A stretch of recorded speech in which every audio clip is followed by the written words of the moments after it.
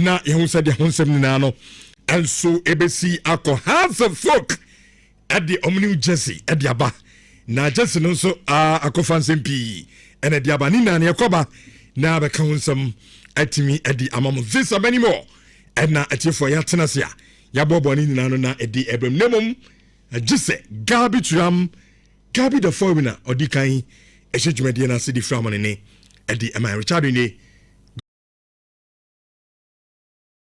Good morning. Richard, good morning. Pacho, what is saying? Nyamiado Bibia Boko na unso.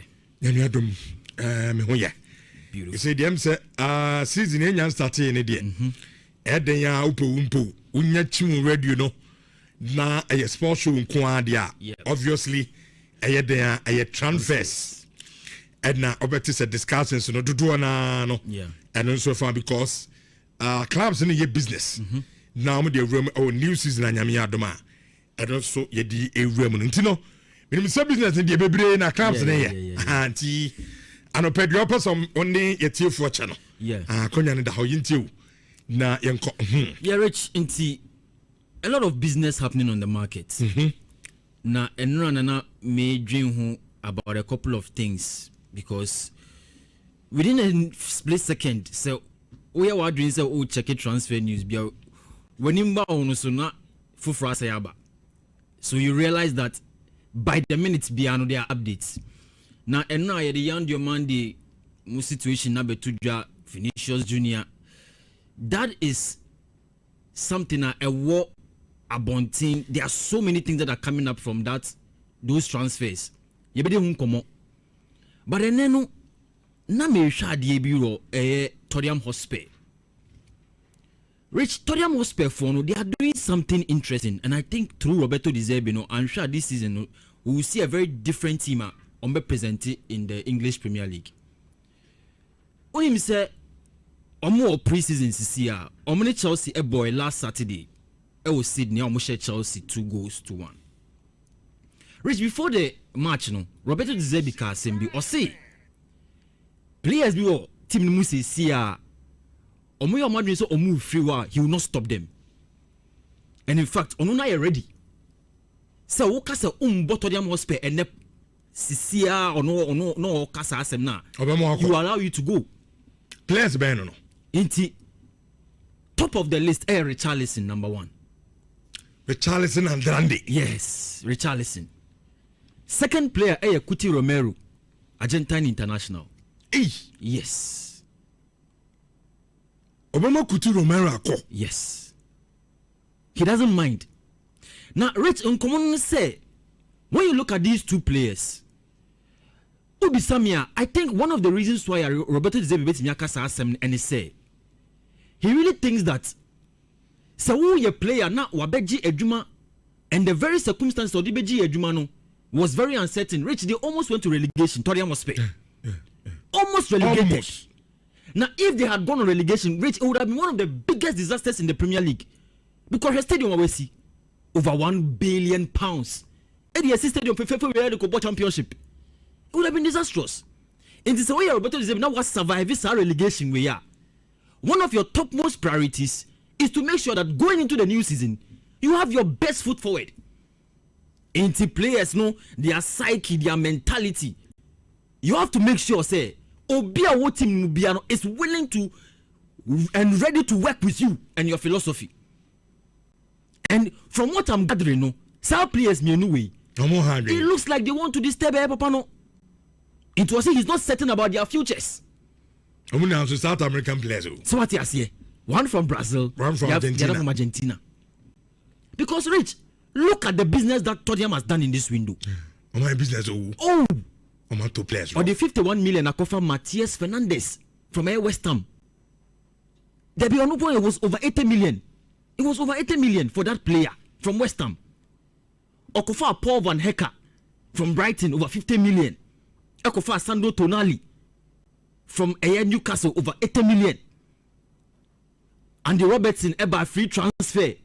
Look at players. BT say Victor Osimhen and Savinho they are linked to trying to get them into the fold. As well as a brand here from Cody Gakpo. Potentially, no, potentially. Say Omeko ko fast akwa kwa ba abebo Tottenham Hotspur. They could spend nothing less than 80 million to go and bring that player. Until Roberto De Zerbi is not joking at all.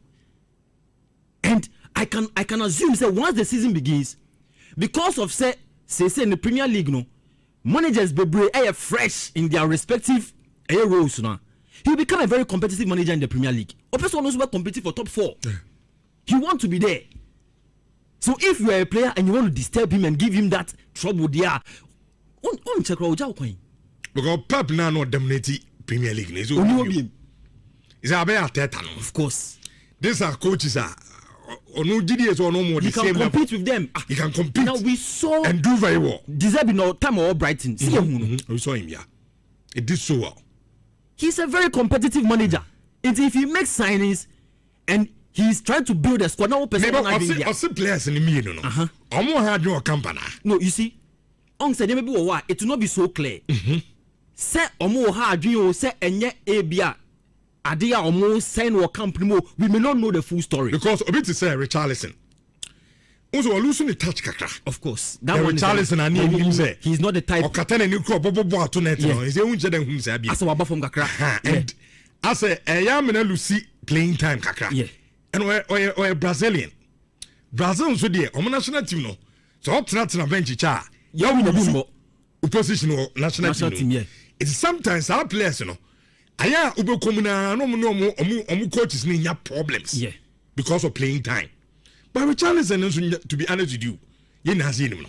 Abrant no aba form. And Ebia deserve ya but no feel okay. This is a new coach. Mami nkona eja mi nko kan chese coach wa abade am snow. Ba ko no akwa ba ko no ma mobi. O do abade am mi mobi. Coach ni so bi ono so tinche no so say ah. Na wo ko eze o touch ya wa form. And the basa deserve at the point my things okay. Akwa ma here obe distract me. We project na person be na hwa. No ma nti ebia sana in community. You have a point. Because we are no crying in China. You see, every new manager who comes into a football club, right, they have certain players they lean towards. Yeah. Because of philosophy or personal team. And as we speak now, no, with all of the signings our Kofa CCR or their back Tottenham Hotspur, no, it looks like he has a certain attacking minded footballer or personal. So you need to be very clinical in front of goal. Yeah. That's number one. If you cannot trust Richarlison to give him that kind of performance, now or the what's now is not here. Then you are not even demonstrating say you want to become a better player. Yeah. And I think that's what is happening to Aya. In fact, De Zerbi is a no-nonsense coach. And on Chemau. So I think that's what is happening with Tottenham Hotspur. But when you say no, on say he's a very experienced player. Very experienced. Because in the defense, when Romero is the one who is the rock. Uton says here you are literally shooting yourself in the foot. You are sending yourself back when you are trying to push your project forward. And of course, or a link to Inter Milan this year, but Yanka, they will not sell the player. Because it's going to be very instrumental to them. Reach Liverpool this year, I think Omo person signing Bradley Barcola from PSG. But only problem no. They are going to have to spend more than £100 million for our player. I think they've made up their mind. I'm going to first player because already personal terms no more agree with player no. And I can't say club to club ebe negotiation no to get the exact transfer fee. But Rich, let's look at Liverpool. Andoni Iraola beji ejuma sisi ano. One of the things I want to mean here is to replace Mohamed Salah in that team. Onyenya Mohamed Salah ni replacement it was our team ni. Enti now wote ya. Liverpool for say if they got something around 70 to 75 million pounds on beton abrant your friend Cody Gakpo in Tottenham Hotspur edinechi. One of the things I mean when say Liverpool may try and sell Cody Gakpo omunya good price for player now on beton. They will bring Bradley Barcola for over 100 million pounds. Obekwa ko boss our left flank no. No more the 72 no more the koto omode ton Cody Gakpo no. Akwa ko fa Pedro Neto from Chelsea. That could be the direction for a Liverpool. Because Liverpool for the period to Suechi. So look at it very well. Cody Gakpo out. Omo decides to come for Pedro Neto to come and play for a Liverpool. And then still get Bradley Barcola from Team Ayefreno, PSG. No Babe Sia Kayama Liverpool. And Andoni Iraola, no, aside that, no, he himself knows there was also signings. Because look at Liverpool team this year. Omo now say above from kakra because they have not been able to sign the number of players that they need to sign this summer. Already know previous window no Osani Alexander Isak, Florian Wirtz, Hugo Ekitike are boarding. So they have to try and balance the books. But since no so no, Anthony Raiola Abeji Adwuma players are more Kenya na Nkola, Rio Ngumo Curtis Jones mo. So aside that, you have to still build a squad, but buy a couple of players. But all those are players no. Now we're making sure say we team no why set for a Premier League no. Because Liverpool needs to be competitive, Rich. Yeah. They have no excuse. And Usha's our right back situation so Jeremy Frimpong. Yes, they were losing form because of injury. Emma Nkomokra Babonti say hey Bia Liverpool for besa kwa Alexander Arnold from Real Madrid because Anshan will not playing time under Jose Mourinho. It's Liverpool for come on Edin Kakra because they say aka young players but they need to strengthen the squad, they need to get experience. They need to replace Mohamed Salah. And yes, our season is short yet dia bedding and we have barely 2 weeks to go. It's the transfers no Rich. A couple of teams are going to have to buy. Among yes, our buys now they can't remain competitive. And also a Liverpool for the no. And now minim saote ya. Yes, Newcastle for rejected Arsenal for £75 million bid for a Bruno Guimaraes. He say Rich, or mama player no I say oh ya pa ba. Things you are true. Na dila na nim say omo be share Arsenal Jesse ni ade akwa ni so. And Joben medicals no start training. Inti enna Bruno Guimaraes a posty picture be from Air La Manga. Wako joining Newcastle for pre-season. But the truth is that player no nani and Arsenal for no there's a reason why Newcastle are doing this thing that they are doing. Rich Uchi Mutanya Bruno Guimaraes obekwa Obama Arsenal. But the transfer fee is what is being negotiated. Inti Newcastle for so pay 75 no pay more. And that is their tactic to try and get more money from Arsenal for no. Inti Ansha, the total fee for player no about 82 million pounds for a 28-year-old player. Rich, I can 2 years when the contract so. I can understand. Be a son and Newcastle for one person player. But you see, Rich people say didn't come on Kobe before. Newcastle have a reason why they are doing this.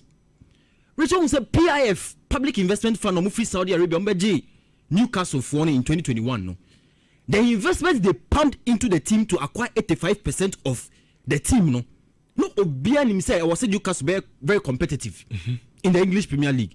But have they been competitive? No. They have not been competitive. For players, your imagine some don't project no. Do what to the sense omo coach then starting project. Eddie Howie also oko. Do you know why? Newcastle Fono have been faced with a number of challenges. There is a new rule our Premier League more friend squad cost ratio. Now, squad cost ratio no.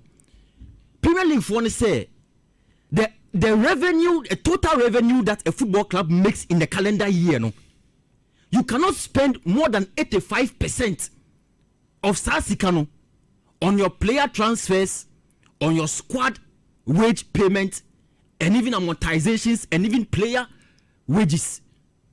You cannot spend more than 85%. Now, Ushed Newcastle phone books now, they have only made about £350 million in total revenue in terms of sporting activities for the last calendar year. We are only seeing China last season. UEFA for finding almost £5.2 million.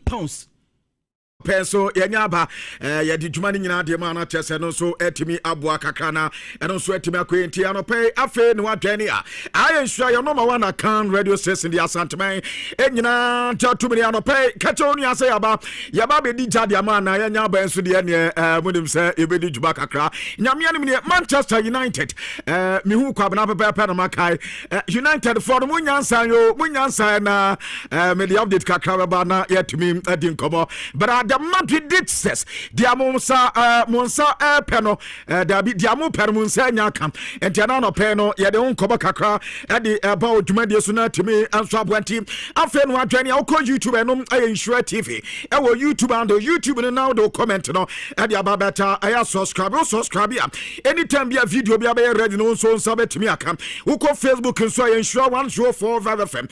Ensure 104.5 FM our Facebook handle and also 20 at me at yɛdi nkɔmɔ kakra yɛkato sɛ yɛnya ba transfers no yɛbɛma nsa ka in an amount of transfer window nsɛm no nyinaa yɛ data yɛde ba na afei yɛde the other coaches no so ɛka no nyinaa yɛtumi de aba wɔ dwumadeɛ so bɛra quickly matches kakra bɛtɔtwa ɛnɛ boys no wɔ game bɔ nti yɛbɛdi wo nkɔmɔ kakra na ɛtuma hwɛ nsa na yɛde transfer no bɛnti mame nsa sɛ from matches ɛno nso ɔbɛba so ɛwɔ yɛn nkyekyɛ wodoɔ so na notable matches no bɛyɛ 7 matches ana ɛba so wonim sɛ Manchester City wɔn mu wɔ game ɔmo nso ɛbɔ City ɛnso ɛne K-League Air Stars wokɔ Korea ɛne league ne Stars ne nyinaa ɔmo ne Manchester City ɛwɔ game bɔ nɛ ɛnom ayɛ 11 AM yana saa game ne total na 11:30 Chelsea wɔn nso wɔ game bɔ wɔn ɛne Tuve ana ɛbɔ nti Tuve ne Chelsea game no ɛbɛba so SSC Lazio wɔn nso wɔ game bɔ ɛno nso nkɔmɔ kakɔ hana Osasuna bɔbɔkɔ ne SSC Napoli wɔn nso ɛbɔbɔ game Madrid ɛnso ɛne team ɛde ɛyɛ Fabiel ɛnso wɔ game bɔ wɔn yɛ nkɔda ne bi nti Madrid game no bɛtɔ twa ansa na Arsenal wɔn nso ne Real Betis game no ɛtima twɛne Real Mallorca ɛne PSG na ɛde sie ne wɔyɛ matches ne bi ɛbɛtɔ twa ɛnɛ anɔpɛ mi kɛtɛ de amanti mo ambɛkɔ fi kɛtɛ ba ha na mo de kakra to ɛte na ɛno nso ɛtima aboa yie paa bara mame nsɛnsɛm na sese mame nkɔ FIFA yɛni nkɔbɔ kakra fi FIFA kate na ukɔ FIFA report ame nsa kane wɔn sɛ wɔn wɔ emergency meeting na FIFA emergency meeting na wɔn yɛ no yɛsɛ nano da Infantino ne nkɔmɔ de ba bɛto abɔnten a ɛmata sɛ ɛwɔn nsɛm ba bɛyɛ DJ ano ɛyɛ FIFA saa wɔn nso ɛyi forward ɛyɛ business na yɛyɛ sɛ yɛsa yɛ tɔn kakra na nkɔmɛnya 20% na ɛgye wɔn atumi de adi dwuma no adeɛ no backfire na yɛsɛ Infantino sɛ wɔn ankasa ne dɔm no wɔn sɛ nkurɔfoɔ bi wɔ mu a saa project no de baeɛ no wɔn an support nyamea ne mine ama ebi kɔmpo resign ne ade ebi nso twɛte nso ɔmba resign na yɛsɛ nipa baako no ne Infantino anya ade kwa yɛsɛ na asɛm vinga ɛka ho internet crisis meeting no ebenya ba so na yɛsɛ ba so Morocco wɔn yɛ saa meeting ne wia na ɔmɛhu sɛ Infantino ada so ɔbɛtoa so no resign anaasɛ bia wɔbɛka biribi atɔma bia ɛbɛma UEFA ɛne other FIFA members no ebi ɔmɛtema nya gigi ɛwɔ no mu ɛno yɛ reporter ɛba ɛwɔ dwumadie so ɛnɛ anɔpɛ mika tire de na away from FIFA and come on mami nko UEFA na reporter me second name in the UEFA Champions League when say your partner player be edi yellow card miensa at the traso ebia ya bo match A match B match C na player ni di yellow card a dane record e man ye suspension player no went to be siakan e we UEFA Champions League ni bi pato empe fatena se omum ade sesa kakraba wo me say this we di 4 yellow cards and say na bia sa wo suspension no enso atema instead of say eno be ya series si ado mo de ba kwa ka ho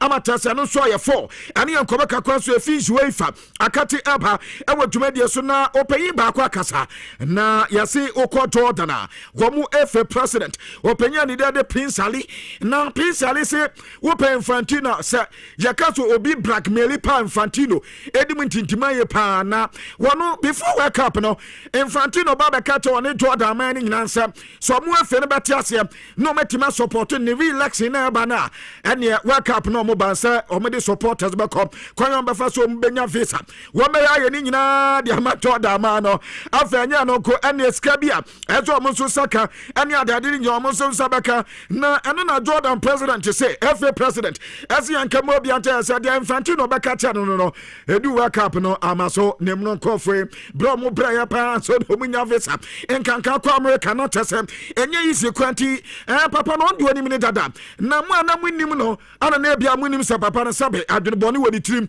nto ndo so beka ama obi ata se papa no eba blackmail apade a Infantino di ntintima ye pa eno aya Jordan FA president ne kobaka kwa wadi twitwa ewo dwumadi so nei make it de ma goalkeeper ma no ya but ukoba ya mene kiboboko na in a goal post na no da oboko World Cup ana ba sa ne ho anto no ene Germany omoko World Cup opeyin ba beda mu ya dwuma kakra na amanfo bi sa September no already reporter mensaka from the entourage ese womadi nkomo na nkomo ni nyina tese manono ya ayire so unnecessary in their about retire from football and say retirement no ɛbɛyɛ international level anaasɛ ebi ɛbɛyɛ club level nyinaa ka ho no ɛno na obi nhyɛ da nim team ɛne yɛ report kakwa nso a ɛfiri aberante na kate ɛde ɛba na Romelu Lukaku Polonkoli nano Sunday ana bɛka tam sɛ aberante no bɛkɔ Atlanta United ɛne yɛ Major League Soccer na report a mensa ka ne wokɔ Napoli a wɔma sɛ pre-season aseɛ na bɛsi ne ɛnyɛ de sɛ Romelu Lukaku aba pre-season aseɛ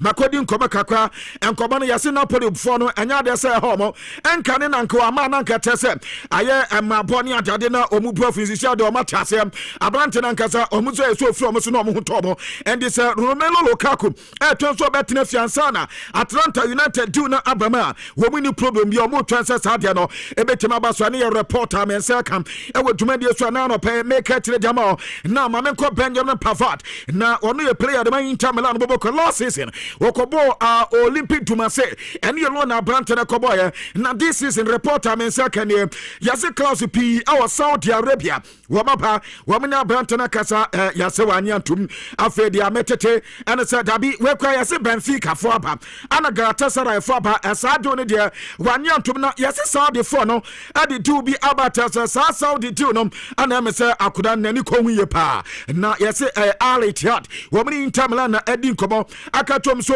aberante ne deɛ nyame anim ne ɔmu nya no Saudi Pro League no ma na waba bɛbɔ ma Al Ittihad bɔbɔkɔ no ɛne ɛma nso atuma kɔyɛ gya mɔma ɛno yɛ reporter Benjamin Pavard efi na katim adi aba na ɛno ada Cristiano Ronaldo resume training tienie Cristiano Ronaldo Arnasa will resume training. Now Ronaldo wants when new head coach in a person of Ange Postecoglou and not Danasa or new Penisia.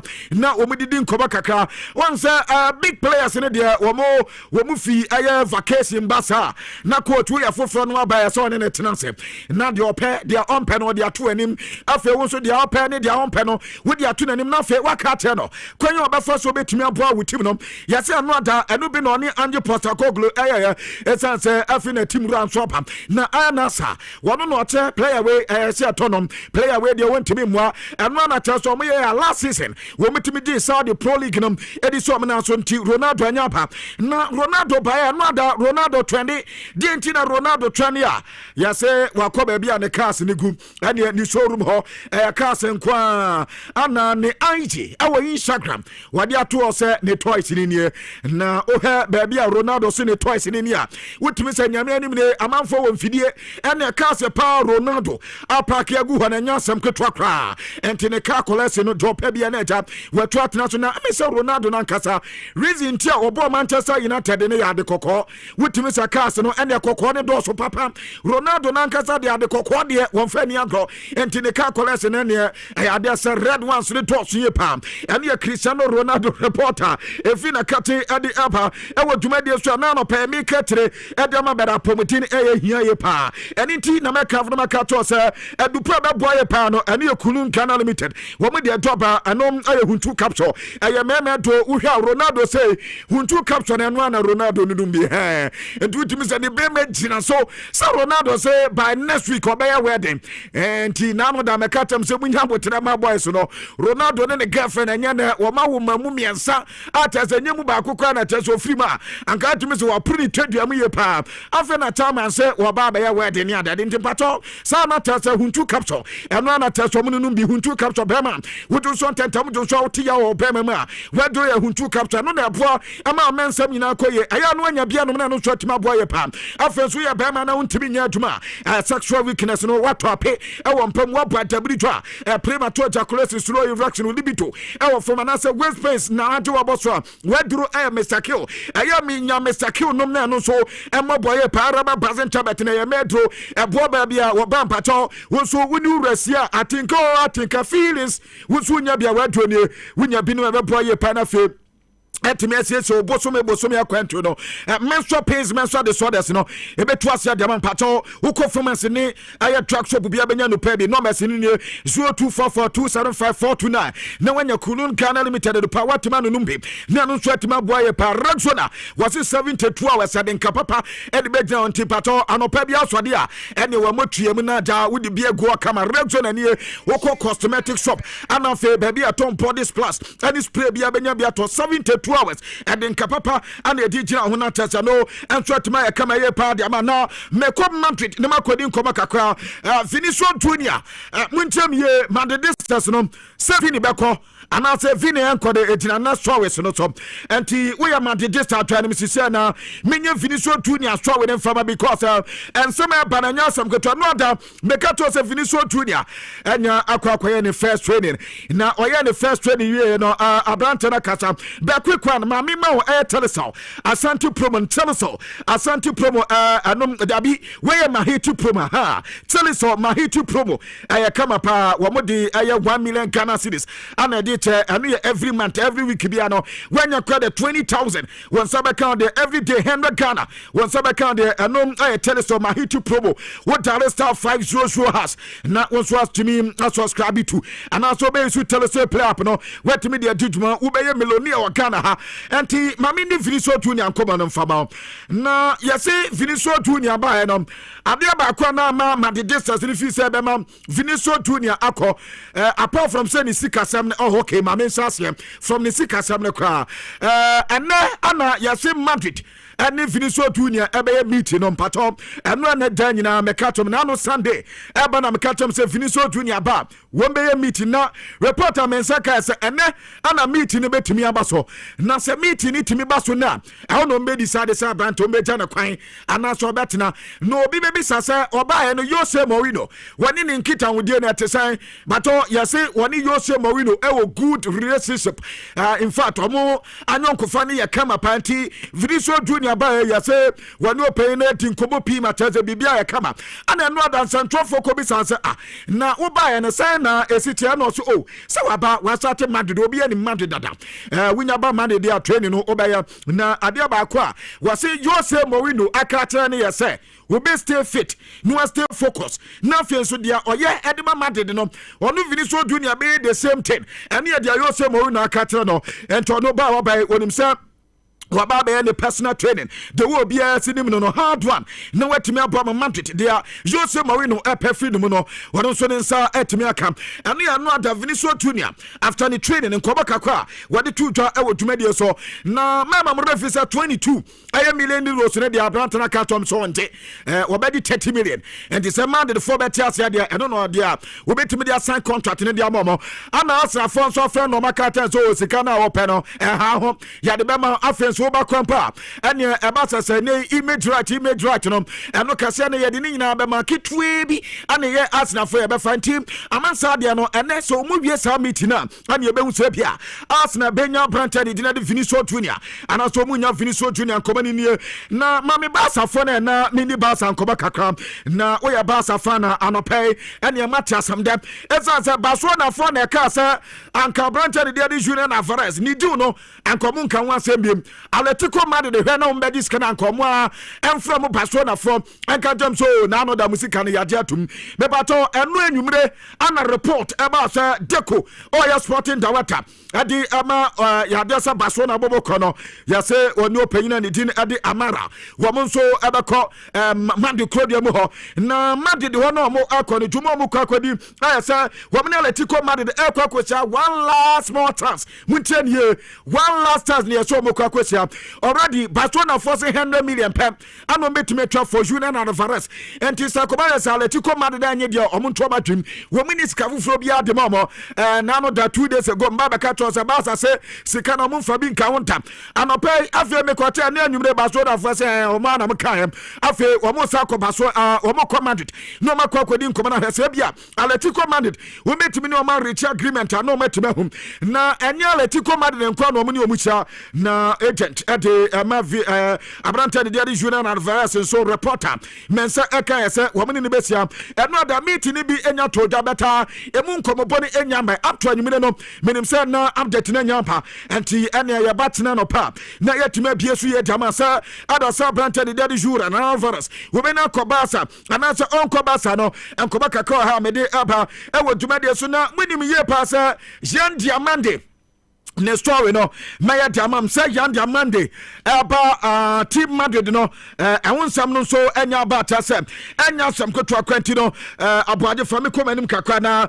mama abranta ne dia di ya kansa Marcus Rashford meaning koba kakra Marcus Rashford beta wodam na sese ne hia ani Alaska Star Enterprise wo me the quality wallpapers aba winya wallpapers kama pa afi wo me the marble sheet wo me the aroma diffusers wo me the best spread in swap afi hia sofa covers on sabaka decorative waters and flowers plastic window center mat PVC 4,000 nyina won sa account there kwa Alaska Star Enterprise ewe dum na wo mo Mrs. Anote Plaza first floor wo mo the Prudential Plaza ne jenim chano mesini ni 0256 330075 and answer wo kon ya tudu wo mini MTD office ana chese jenim chana se Ecobank ana jenim chana face wetima twanem na mama Marcus Rashford na mini nkoma kakra till am in second year Marcus Rashford ya see isi ana team CP ana pa brante no na already na no time ana chese openya ni de Hans Flick eba better reasons in Barcelona ntimi anto brante a ni dinadi aya Marcus Rashford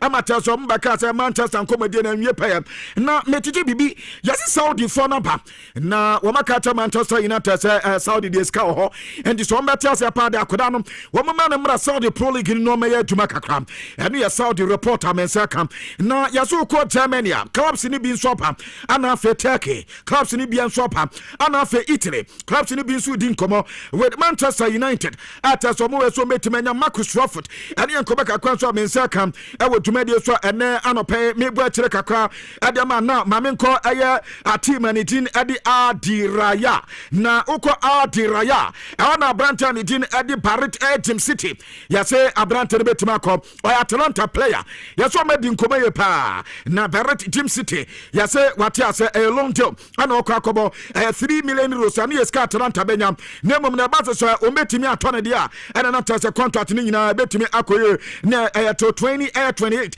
ana so ye deal Abranta edi na da bi deal ni nyina kwa ni yasa ya 3 million no di ni nyina ya 3 million na 2 years contract ana Abranta ni dinade Barret Team City enso enya asen ataso okọ akosi akan enso ewo Diraya entano enkoba kakwa so ebanie na mamenko Tata Vigo minko di nkoba kakra Manchester for no mekatam se munkoma kakra wa ha na Manchester ko fa goalkeeper bi dine pai wom so wo yekudu pa ada ya se fra na tire Manchester nkwa goalkeeper ya fra se ya se ataya anomakwa ko fa kurai Edna ba na ate Ben Yedder enso eba ya goalkeeper so no aniama mfa wontimi nshada na ya se sa ono de otimi se ayi Andrew Nana ayi promise pa na chaso mo ko fa ande ne ba reporter mensa ka ya se Tata Vigo se so muntimi yuso ate Ben Yedder mo de mo pa brante no na o metua 4 million ene ye loan deal ana mo pese ekoba se option to buy na so ba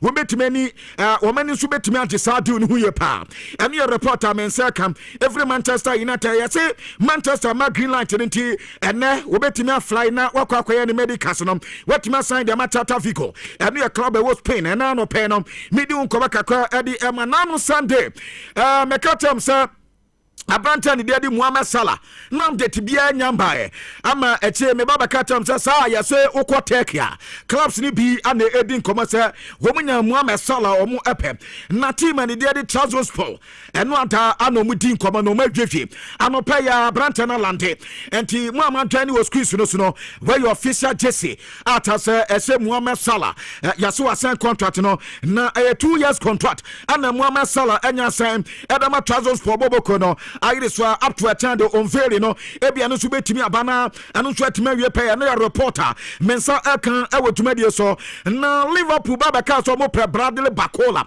na si say Liverpool for Thomas Yemo why na Liverpool for Epena me pato team koma Epen yes Liverpool for Edin koma wo mo we say wo betimi nya Branta ni dia di Ibrahim Mbaye na omo agide so munya Ibrahim Mbaye e betimi aboa timi ye pa matase wo mo so etima komanim etansa wo wetim ni tin enim na so metimi wiewem ye nano da kwa na eba se yete Tottenham Hotspur wo ma o madwen se wo munya Branta ni de kode gapa wo mo so bepe enti imagine se kade gapo kwa so mo siesie enim ho Bade Bacola so ba so munya Ibrahim Mbaye beta de wasa di we mini Liverpool for deal no wo mudi nkoma no Yes, Liverpool for FA team no abrante mbaye ni agent anom ni agents ni mum edin komo wabra na wo mini team ani tina di PSG enchada enwiewie sam wo mde abrante na chaso mu bo ho edema abrante no na yes Leverkusen Bano for Leverkusen so wo mu so yeso mo pa abrante no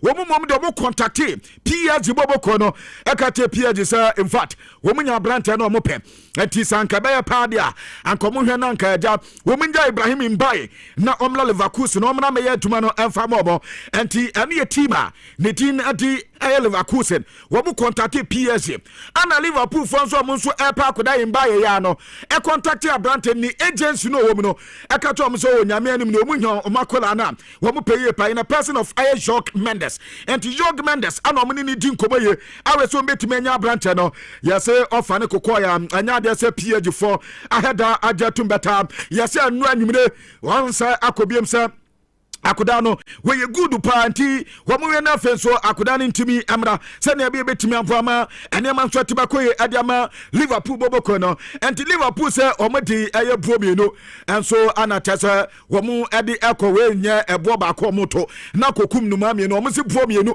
ana omoto na tetam Brady Bakola ana Ibrahim Mbaye womunya 2 players ni nyina no ewo PSG womunya omunyina ewo Liverpool from PSG ani yankoba kakwa so amense kan ewo dwumade so ena no pe no make tire dia ma na Madrid ewo player baako Madrid ato makoko de bedia baako Madrid intense na player Madrid akofo na ba last season ya yati ase Madrid ede no ekwa team bi fufuro na Madrid de atam be na mo cha ase sa dia no because the last season Madrid to players no mba be ka tire se wo mo from Galacticos do baako ho aka na mom high sense same adope hia TV kama na unya hia TV a ebetimi abo ama hu screens na ya kama ene ya high sense ene TV no omo also avo TV ya kama pa laser television compact enso anti una high sense ni nkomo na omo so ma TV football dem na eno so nya kama mfama bibia beto o makate no 5 years warranty no omo de ma washing machine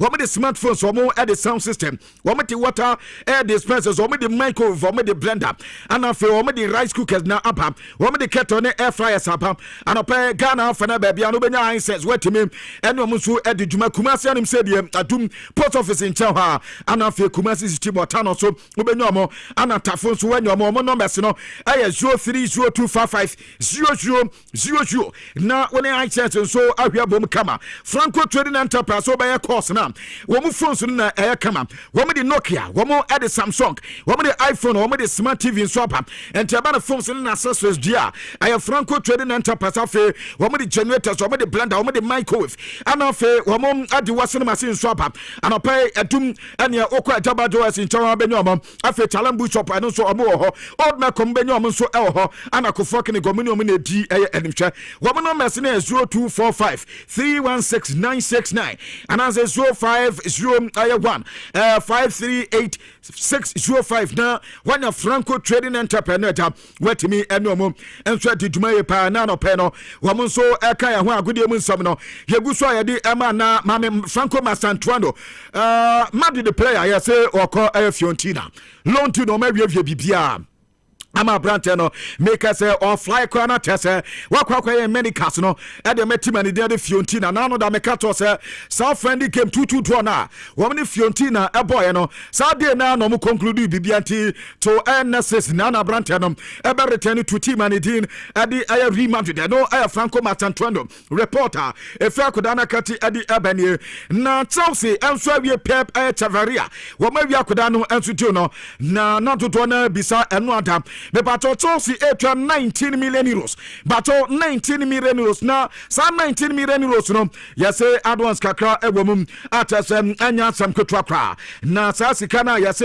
womode ekono in fact aye dealer wom any abriye pa mema refisa do ni na nkrofo no per 22 aye million euros for Brantanitin adi aye Severia na eno ada yase omawie fixed price na nkasa aye 90 million ansa na advance no nso apa na tazania ni nyina nyinaa no ɛkɔ akɔwie 22 ɛyɛ million euros anom ɛyɛ abrante a wɔno so aka de ma Real Varacano Pep Tavaria Chelsea player ɔmanya no akɔ official announcement atɛsɛ no nso bɛba na Monday the following year Yan Diamante mepato 5 years ana Yan Diamante asane Diamante Madrid wɔma wie tew no mepato muntie nie Madrid awie tew no 5 years akoda ne ba sika ne yɛ 120 million euros 120 million euros 100 million there and Crofonante 120 ana Albi Leipzig Bobo Kona Nyante and to Omanya vi official communique ata sebeba na Brantenum and so team 20 teama nitin adi aye Real Madrid and ya kobaka kwanso efisi anti-amande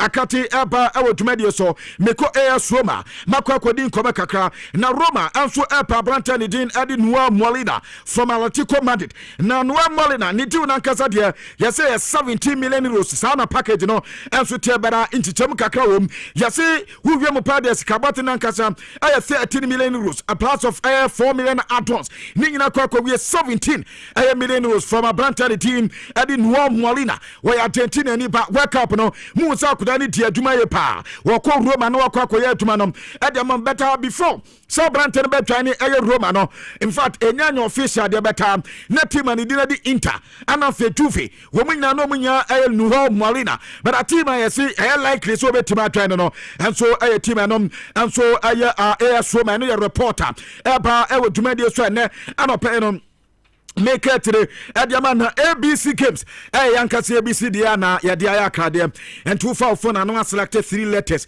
ebia A ebia B ebia C na onso wa selected na wa send ufo na no Dalstar 262 has afi boss 3 letters no fa so home yeah donal letters me ensa no wadia wutia ye wusika di try ebo home premier ensa afi se mienu piem ya bebo home premier nwotwe ana me ensa piem de 20 times to stick na da mi so benya sika edie pa ABC games yankasa ABC dia National Lottery Authority at the stamp ne edie so na Formator Limited edi nupa edi apam enupo me dia ba na ebi Lumitras na eno made dia do tetahwe atomita no lumifant na semuma entimbato obatan we hia duro atasa beboa wo eno ba na Lumitras ana be kamfo enso edi amamo na monso etima no bi suspension no ye de banko da tablet no pay na enom eno eto me de baby fight drops nso abayan koda duro eno na eboa koda bia ama koda ni nyini enso koye aya no wanya bi edi ama ba na essential vitamins enemy minerals asemuma wo me de neurojojo so aba na neurojojo no eno na ye de tu oya wase wo ba bi tutu wo ba bi ye oya na wanya neurojojo na fe wonso wetimi edi assessa hoode na ba wo me de bioglobin shop ene ne capsule so aba vitamin B12 folic acid any iron ewomu and 2 tanu num bia eboye pa mani pedia no so enema ekoye de man pato ene ye dura ebebo ankwakwanti pato ene ye mpemfu aduro wo tiemi ana wanya bi anom na no so atimi aboye pa wo bia wakoma bo pedepede wani so tatini wo anase ebia ohumi ensisu ye anase ebia wo ne pedia no onye sedanya adwuma bia beta wote bre ewo ne pedia no fatigue ana tese adu aboso pato waduro enso aye edra ene ye bioglobin shop eno na wanya binima ebebo aboye pa eno ati omde trouser aye 400 enso ba eno aye ensusu no tetahwe the family diwema ebusia ni nyina munchafa na mono no na eno so emo aye pa the family diwema no trouser 400 but you was suspense ye the man kodam and a tablet no and pay for na anom eno ati womni followed UK limited akabum ekuchi na nu ahodo mako krom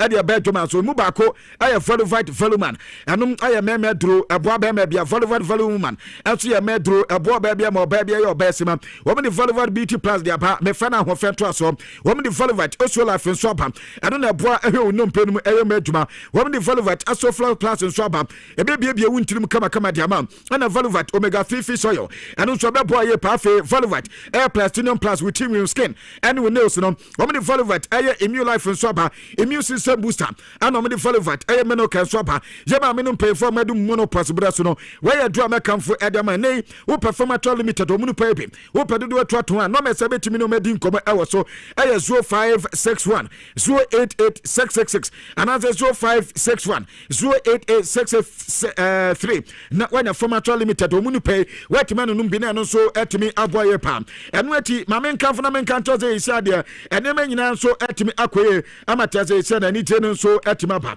na temi MTN Ghana etimi kan to so omudi home fiber na ade aba na home fiber na MTN ade aba no na omo say dwuma bi a wudi wo mo data package omudi ema na Uyobia, what's the other this Bafasa, one say me opportunity on the Emma, yes, one can say 2 to the pep, it's answer 100 megabyte per air second, and every man to piano, Ube Chia Air 299, and after 300 megabyte per second, every man 444, and air 500 megabyte per second, was send the idea, and also air 999, every man to piano test also set to make MTN Ghana, was it everywhere you go, woman ever man, I come. Adama want to share our dosso now process and plant automation.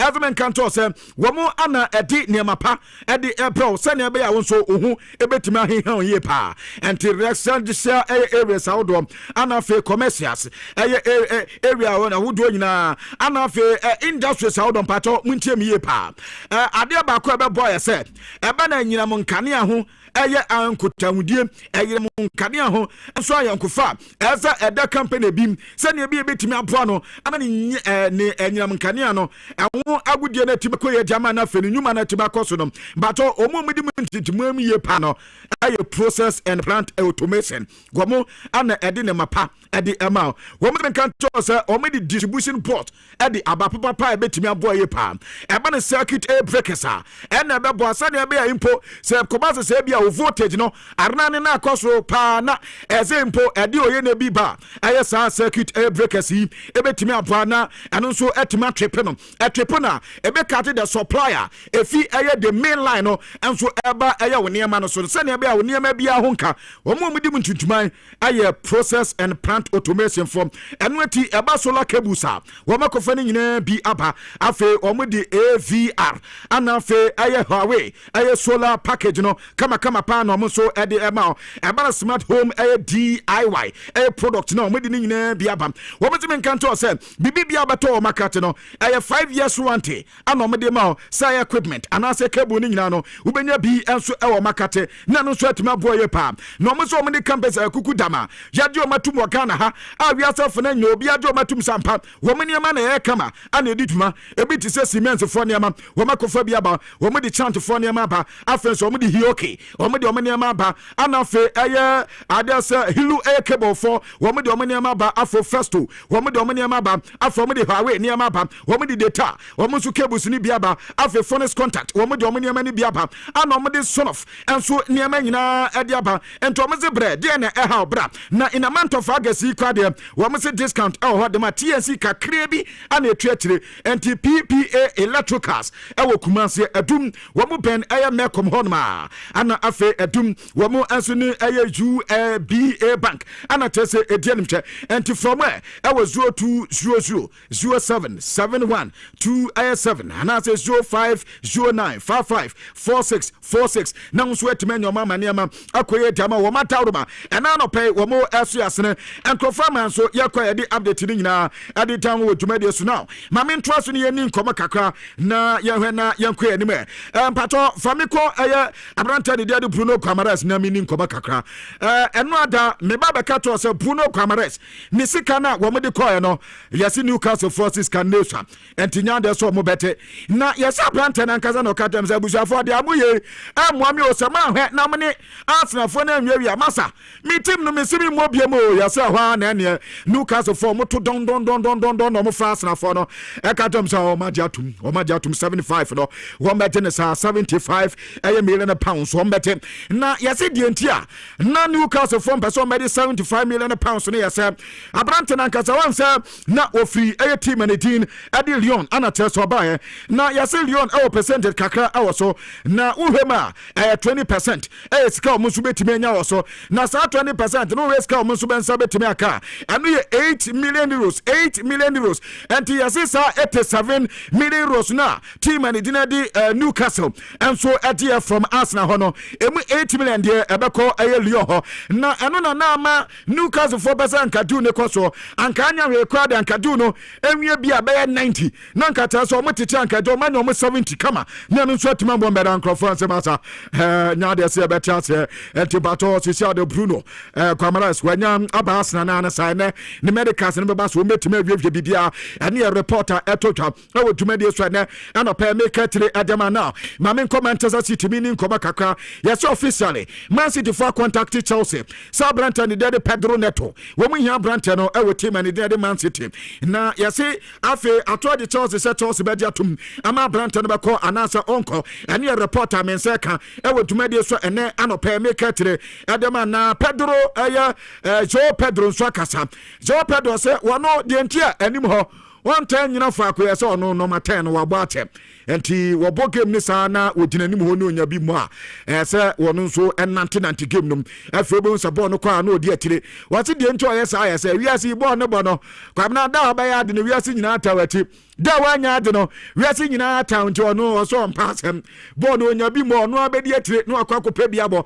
se ne be atem ya mu so ya de eno an ne bobo enti ene report ampato abranta de de Joao Pedro ade eba e wotumade so na yase woko aya Madrid aya krobia mu a yase aya de se Madrid aya Sierra yase wo mu pay ni pa wo ho aya regional aya president Isabel aya Diaz enso akasa was Lionel Messi ababe cho musika na kwabna yase na no da eja bia ahe ho no nyansem kotwa amata se nipa aya 55,000 ana ba bia ombeda kwa na aya tin dia mom wo mo so mo ha na Lionel Messi tie so on dia jaw beta Catalonia krobia mo ho kakra ana wadi 80,000 euros ada kwa ko mo so mo nche na fe so mo mfanye nsesi ho se na bia be ma timamfo so anya ba bia tena ene reporter eba no ada yase ne man so kokohuru aya nkrofo bi amata se remo fo no wo mo so atwane ade nti ene reporter etotwa e wo dwumade so na no pe no ya ka kire dem akwabna me friends ya na afi yenya kwanya nwura ne ma no so aka muti no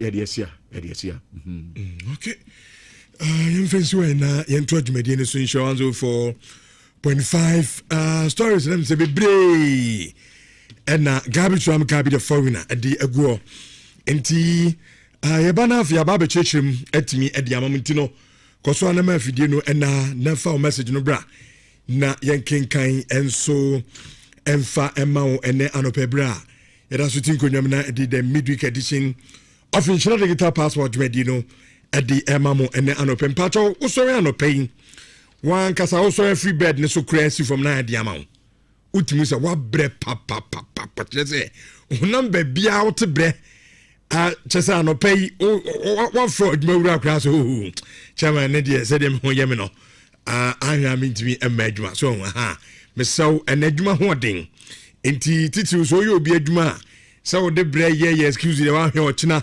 na adwuma wura no akoyi wadi ntimi saw de basa okosa situation ma to bigo energy drink na nom so oro so na nyame odum timi dware na wia no usi abontia no to bigo energy drink tu nam kwan so a ukoni nyina na abobobo no kakrakra unna adwuma na ho den no na bano baduma gidi ama musura china waduma entimi anko akobonti adwa fam ko long journey onso a utie me no waduma no eden anytime bia po aduma tru so honam na ya ya me pa chote brem kwa dia bigo energy drink and I make come for the amount and anopay computer adusua ye and say baby we are say can the corner there so unim computer emutena ba ya den papa titiru sa ukopa aduma enunti na make come for Uniat Practical Institute me ba try there practical so practicals and yes enye church no ho but practicals ne doso se na bia obawie computer school no se obeye network and cyber security engineering na wa bemu eba no software engineering computer hardware and mobile phone technician artificial intelligence AI masu so utumi so wa be pa odi AI ye niema data analytics nom so nti ho de oba anya what is asembia so ye ma practical aspect no se be abawie school no na also computer no hunu mu ye pa enitimi so open professional course and top papa a Uniat Practical Institute korokosua computer na bibia enye kama enso emfa emma enano pay na school no me patro any such a way say said your branity bia enwumre anopa weekends and apeso kosua dia nyina na available obetimi akọ na onso akọ akosua wade school ameka won se be Kumasi ayesesa so ya usi bus stop ho na what friend number 0555 383848 namno mo edi eye enkomo ebia na wutie me na ofu na kuta na asai na nso no obi kasakra wonche da entini ama Is a business be no a future because it is over her. Business do na your phone so and it's a combined cell phone problem ebemwana asam yaba and it's pay my main come for a P phones and accessories and famau corner see na koto phone be a person could be ano or quite a beton be at the amount now how your phones on for papa yes your phones F for papa now only say asanteman temuha yenkwa na ye ton phones are me patch oba na usika enswa ye ma okonya utua half na half na aka ne spread the amount no utua etua ne kakra 3 months to 12 months na so so utumi etua e de awie ene number 1 number 2 and say me patch to home appliances if that be bia isu ofie bia flat screen TV or fridge air condition washing machine kettle iron so sanya mani na yeton bi awo na P phones and accessories na ye niam na yeton no isan say ye do asanteman ye do Ghana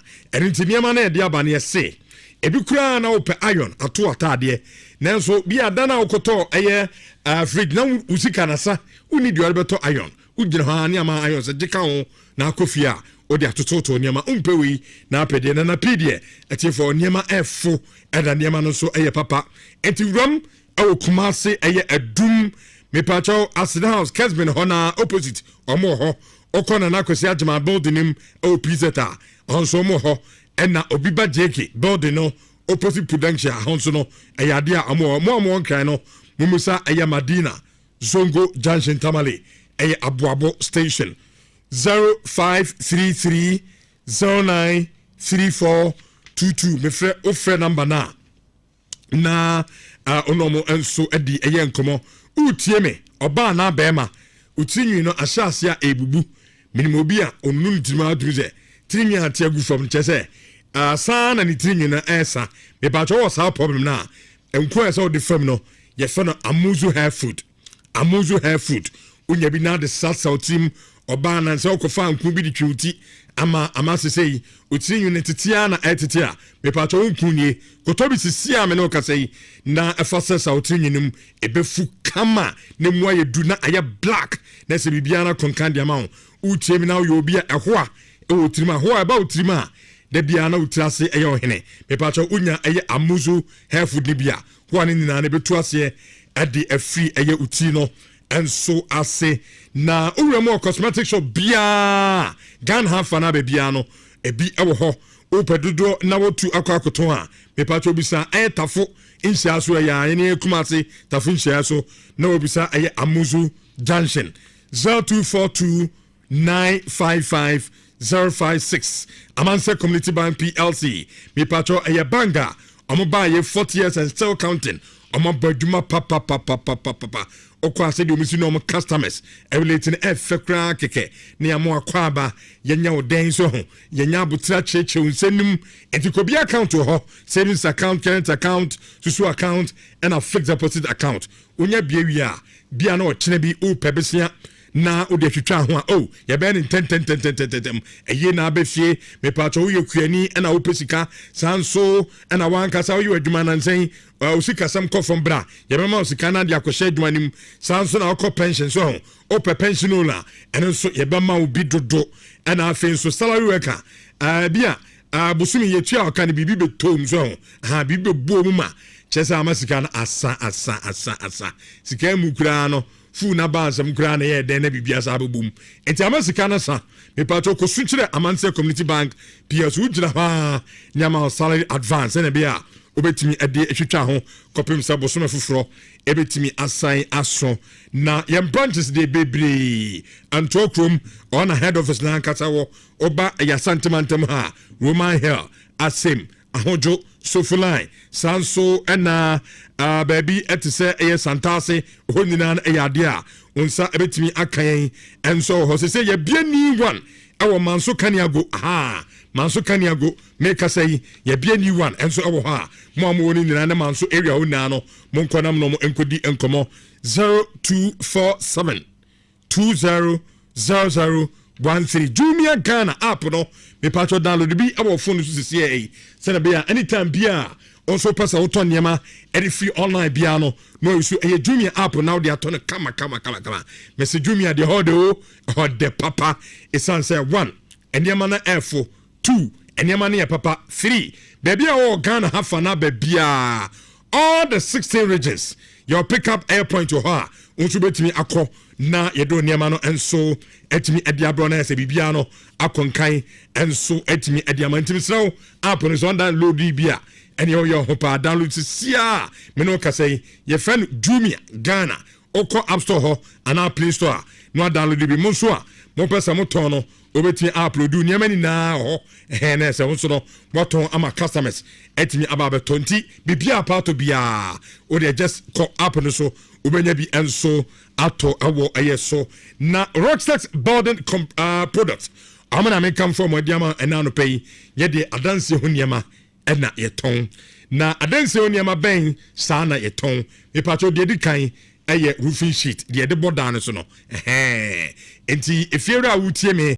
abroche from Ghana ofie na wasiam na do time a ese oboso no me pacho bra na yema obi so ho na ese won so no afabo eye odan so kama ama bibia no enkonkan emfama ho yebema eye light gauge premium so eye trans ni bi strong one power durable out the bosswa ensuo ntoma chine bi odam onkoso so eno so no enwe na ache gon enchansi bebre okrom hani na social access atotope na irin na chubon se china social access atoto na eliki so me pacho ye de aloxing so and into no anya dia eno so betimi etimi eliki na china akofa problem enso ediaba na wawie ni sa no na aka adan mo asisi ni so o ceiling sem no opesa ye POP plaster board acoustic solution ni na ceiling no ye be ne kama wan kasa wura oho o kitchen o bedroom ho ene ade o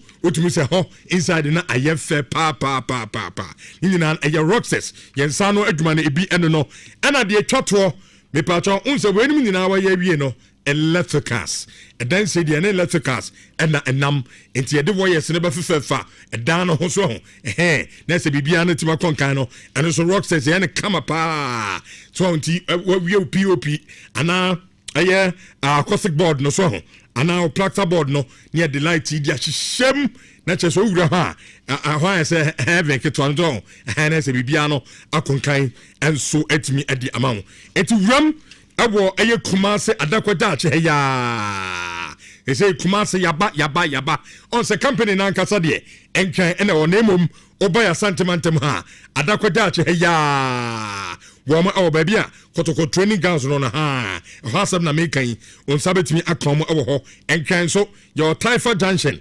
off in Samom road no on sa ebetimi akan me ba to friend number 0544 338042 namno mo eni nkoma finally de twato no na yen started discussions no fama mo eye Kindeb investment omo ene de Camel natural selection charger no e de aba e dwaso me pacho o peshawa jela umfanyare na ochina unkonu huda eye Camel natural selection charger ena me kan fu de ama e sham ne frehuro etu de dai wie na o perfume asakra you are good to go show shirt ne pie na ko sanso na opese wunya o color me friend jo color sa Camel natural selection charger no me friend jo color jalibi na jo color kokwa tuntum na honye fe na osi abonte aso na ese bibia e kama na se no so de akire se no so ba pe na ese so what komena se na ese bibia no enkonkan enso mfama ho so wura cosmetic shop bia ebi ebo ho eno ani so bebu sa Camel natural selection charger na on site mi akabi ye di free Europe abrochimem ene dia be pm awo Ghana ha FD ag ade atum 0243 744 855 ano pay amo ana aso yasina adian aba 10:45 yes start jumedie no as in discussions no emfa emamo ene ano pay Joshua Holo 2 good morning what is saying nyame adom bibia wako yetinkwemu de nyame ayebi sure yeah nizo divine intervention and providence. Easy. Yeah. odana de chenwa wadi afe ko no e ko da nyina ne sorry of course na so ko da na de anchenwa enye for such engineer za de chen what as nyankobo onyu sika yeah ono nko contract bia so ko da no on se chinchina onyano adeche so as say enti se ko da na de chenwa na odi asida edi ama twedi ampon. All right, you start our transfer stories, yeah. Finally, I went to first Bruno Gomes to Arsenal, no, done. Into Arsenal and man. Barcelona so on back cancer. We don't have us near situation in common for Luby because as it looks like Atletico Madrid for no, ready to no business. Yeah, but you say nah, Barcelona go meeting. Almost changing our brand, no. Omo ebe fan City shockingly. Omo say omo epemu player. Yeah. Na a player be omo so mpe Pedro Neto. Yeah. Akwa mo turn am go relegation. Oh, rich. Well, you be this sound come on. Nti you dey baby apostle bia no. No, on say with the Pedro Neto one no. And no me dey betu dwa. Say Pedro Neto he's being looked for by a number of clubs. Inti na City for they be joining race no. But originally, me catch was a Liverpool for no they had their eyes on a player no. But Chelsea say they will not allow the player to leave for anything less than 70 million pounds. And I'm looking at it from that angle. Say Chelsea for surprise no for player now. They will consider and for consideration. Yes, say be on player nako. They will consider selling the player. But Rich, I think the most important thing to discuss is about Chelsea for no squad depth, because the Chelsea needs squad depth. Oh, my Pedro Neto fit Chelsea. Oh, man, in free club because Xabi Alonso has the player in his plans. Indeed, there has been no communication. Say Pedro Neto and part of the plans, right? And Yentimin Kase at this point, no, or your player Chelsea for Omudia to just say he is up for sale. No. So the only thing that will push Chelsea to sell the player, no, yes, is Kana Kofone de Bebano. And what's through you now? City for no, I think they are averaging something about around 81 million pounds. On person before Brantiano. So and they have even exceeded, of course, they have exceeded. But Omo Epe player bit me about that position Omo. Because already Enzo Maresca has even a very good relationship with their player no. Wabra Chelsea. So that is the dynamic from Pedro Neto as well. But Rich, I think Bruno G in common was here doing kakra. Was here this kakra. Do you know why? On say no, people didn't believe that Newcastle for now rejected 75 million pounds no. Now more for GD say, oh, the deal was done already, and now Omo trying say Bruno G ebefi a Newcastle akwa in the medical. But interestingly enough, Newcastle for no Omo rejected deal no, Omo rejected 75 million pounds no. They rejected it. Rich Newcastle for no say one of the reasons why they didn't like Arsenal for approach for the player was that they were not communicating directly with them. They were communicating with agents. It's not only the agents, only the communication with Newcastle agents for so. And they didn't understand why. Because as of June, and even before that May, now discussions around the price of the player was around 40 million pounds. And now Newcastle for GD say, Senkamu pay a player, come directly to us. Come and negotiate, come and ask for the player. Then we will have that direct contact with you. But that's now for we're passing through agents, for which reason we don't even understand.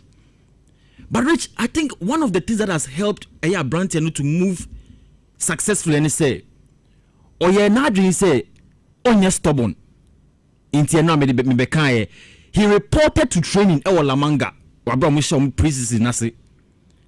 And Okono, of course, not in because he needed to make it clear to when Newcastle phone say, oh yeah, Obeko. But no person ever quite to say Alexander Isak Diano. Alexander Isak Diano, the player refused to train until said Newcastle for no year or Madrid said they will sell the player. So Bruno G decided to keep a very good composure, keep a very good behavior, but at the same time, no, letting them know, say, why not doing that? So person of course now, because that's the only chance he will get to win titles. Because you're the Newcastle like. Opinion from Matthias Jaisla Obeji Ejuman from Eddie Howe in Semno. Also, person yet be possible to keep the player because he's a club captain. Yeah. But as it stands right now, if the player wants to go rich, what can you do about it? You can't do anything about it. It's now 75, no more rejected here earlier in the day, no. Rich, the news coming this morning is that they have accepted that same 75. They have accepted it. They have no choice. It's then player no so why not doing so? Because you have to leave the player, let him go. But Rich, what is going to be Bruno G's input our Arsenal Sisia? Because Arsenal no show midfield Sisia, it is very stacked. Odegaard wo ho, Declan Rice wo ho, Miles Lewis Kelly na ho, Eberechi Ezemu wo ho, Martin Zubimendi, sometimes Mikel Merino Krant, mi babe midfield ho. So you are asking yourself, how does Bruno G fit into this Arsenal conversation, this Arsenal setup? Rich, I think one of the most impressive midfielders English Premier League is Bruno G, without a doubt. And say Arsenal at this point, if they've been able to get the player to come and join them, even if they are not competitive, or even if they didn't stand a chance to win the Premier League this season as defending champions, automatically they become one of the top contenders. Now let's show you Bruno G be join Newcastle no in the 2021-2022 season. No bisa na sembi. No mo bisa ni say where is he very comfortable playing? Or say no Onyaya be number 8. But at that point now all Kasano. And the house so Uncle number 6. Because that was the place where he was needed the most.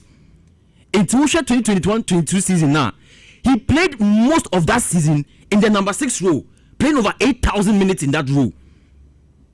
And ono ankasa ji to me say enye ho mpo na nko peso obo Onyaya obebo 8. But obo 6 no when you and he gave Eddie Howe the result he needed. Rich, right after Sandro Tonali signed for Newcastle no, Eddie Howe shifted player no call number 8. Then he became very comfortable with that role because I want to nanko opeso obo. So moving from number 6 to number 8, now you liberate the player to play the kind of football that he has to play.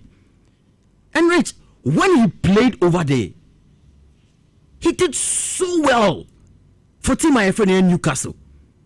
And so share your YouTube and your Facebook now. The numbers are rolling over there. You will see the kind of performances are player made down the D for Newcastle United while he was playing in that number 8 role. Baby, I'm not on say Obowa Yebanu. So what in common here? So look at the Bruno Guimaraes goals and involvement by season from 2021 to 2025. 2021 aboard number 6 no. His goals and assists were 5 goals, 1 assist. From 2022-23 season, Airbano, it kept on increasing. So from 9 goals and assists to 15 goals to 11 goals to 14 goals. So once he moved from the 6 to the 8, no, he became comfortable and he was playing. Rich, Arteta will use this player in various kinds of formations. The first type of formation is always me on double pivot. Enti, Ebami say, Abia and Fifi, where you get Guimaraes and yet Declan Rice.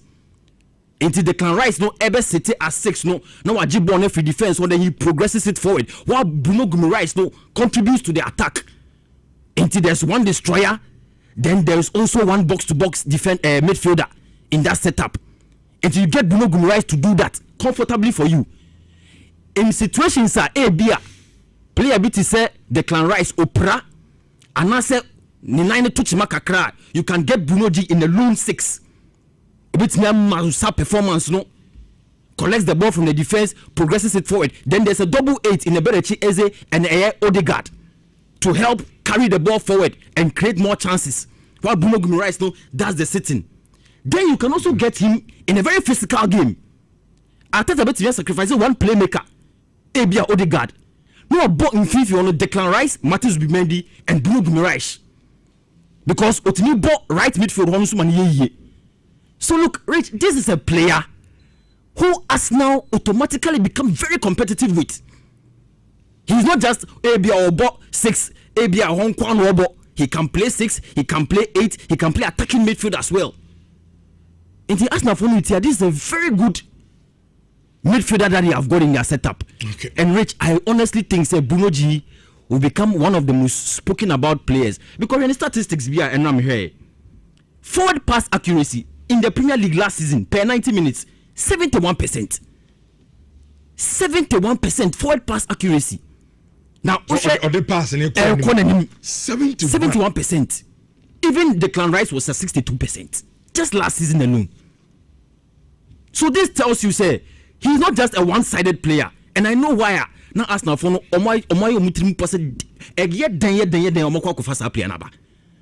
so that is a very good thing with Bruno Guimaraes, and I think it's a very good deal for Arsenal. It's Arsenal for no ready. Maybe they will have to get maybe one more addition at the left flank because say Leandro Trossard ko. Martinelli is reported say Onyayo Obeko, and now Vinicius Junior no still there's a standoff we don't know, and then Amokoye meeting no Real Madrid. In the know say Real Madrid for no, they are going to try and convince the boy, and yes Arsenal for no my crowd they want to bring the guy to come and help. And if you get those two Brazilians in your team, DRH, I think Arsenal will become very competitive, both in the domestic league and the Champions League. Or Boise, or true and true Real Madrid fan. Yeah. Giddy. Now, no person who was TV Real Madrid for. What's to say? I said, Madrid is in my DNA, but they don't respect players at all. No, sir. I say especially the old man, Florentino Perez. But when it comes to player negotiations, I'm a true supporter of Real Madrid. I say if Vinicius Junior were to be my brother, I would advise him to go to Arsenal for the money. Period. That's a good point. But I'm saying now contract negotiations, Rich, and at this point, no, we cannot know fully what is in for the player because. With every new contract comes the terms, the conditions, Nyama player, Nyama club, performance-based clauses. Until I get the point, say Arsenal for and even Real Madrid for are not really happy with what is going on. But until there's a resolution, just wishes. And then meeting, I think they can resolve them. No, they need to resolve it because Matano yes, player no point. Real Madrid as a club on so a point. Yeah. Because already Vinicius Junior, ni demands ni bia. Real Madrid feels look, alien to yen. Yeah. Ho yen. Sanya mana would demand yen yedu ha. Right. Good. Now Real Madrid, also between a okay. Would demands ni bia. Ebia 30 now open yen ni nam. Right. But you between way my debate maybe I change him. Adon Sanya Yamani now born number of games we need Sanya mana. What mean the Sanya money now change him? So Brent to between a go do. Why not? Rich, we will see what will happen from here. I think after some meeting, we better be. But before I go, no, Rich, Mo Salah are completing a transfer to Air Trabzonspor. Yeah, Turkey. Now, and no could draw on Rich and Yasem Kitwa. And you know the Turkish people, how they love their football. For football, they will take it from too passionate. They are too passionate about football. And then no Mo Salah free Premier League no Wabra or truncating a deal in a 2-year extension with Arsenal, Liverpool now. He's going to play with Mantebiti say Andre Onana. Trabzonspor. Now what Trabzonspor and Kasana, they are not really a very popular side in Air Turkey. But Usha in the league last season, they have managed to keep up some very, very good performances. In fact, only we are third in Tomeko Europa League playoffs. And I think the inclusion of Mohamed Salah, one of the things I was say and say, not only Besiktas for it didn't come. Now only Nentia went to Besiktas. Mohamed Salah can say, pay 50% of the revenue from jersey sales. Besiktas from Wabra or joining Omono. Besiktas from the they will give him only 25%. And Mohamed Salah can say there be any Saudi I mean Kubim. Okay. So Kubim. So Besiktas no, perhaps they could have given the player that particular deal for him to come and play for them. But Mohamed Salah no so no, and yes ABA. When we're in the football no Turkey, he still knows that his brand is very relevant. And say, oh, Kobe, league no, they value it very well and they are passion was 3 year pana. you know that jersey sales will go up. You need to make sure that you maximize a lot of money from there. And Mohamed Salah movement, it's not just about football. Okay. It's about the preservation of the brand. And I think so we will see a lot from Mohamed Salah in Trabzon's well. But of course, there's quite a cultural shock because you say take for no expectation was we pa. But Mo Salah no her performance I done with Liverpool last season. Just 7 goals and 7 assists in about 27 Premier League games. But there could be some pressure because Trabzonspor, they will want to compete, they will want to do well. Into the share rich, but transfer stories in the baby Sure. It's will continue with those ones. Man United for the Tong Joshua Zegzi.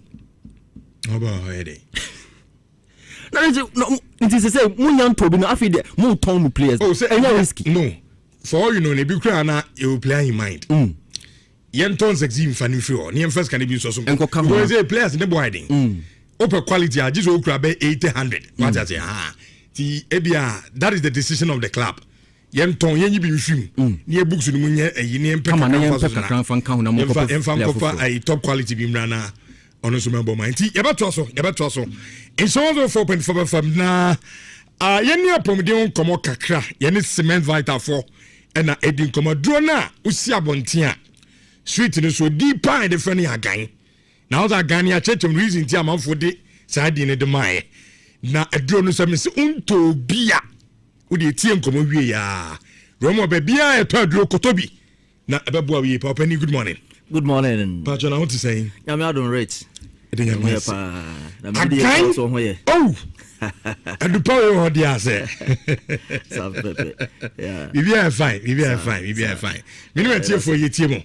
Yo, rich medals P na one we tie phone so Nyankopon hira mo papa na wapam for oni omu digumani nyina na Dr. James Amwa say yemfa ntia soronko emfa mo bia na yemfa ni hira so ntato because sia no aga na gidi nyina no mo tie fo ya mo na moto nro no ama nro sia ekọ akiri a ene doctor edi hwehwemu fofora ka ho na odi niema hodo bere edi aka ho am say nro no nine na no wamana so ha owie no asade agan bites abetato and every papa mu no we kan agan bites ne so ho asem na wo hwetoa no na se de sitie fepa na ye ka na ye nura ye kan ho asem no de di kan pa no agan prekese garlic mixture agan prekese garlic mixture we na Dr. James Amwa edi edro yes o yen hwehwemu na because won say enro bebre o ha ye de garlic na ye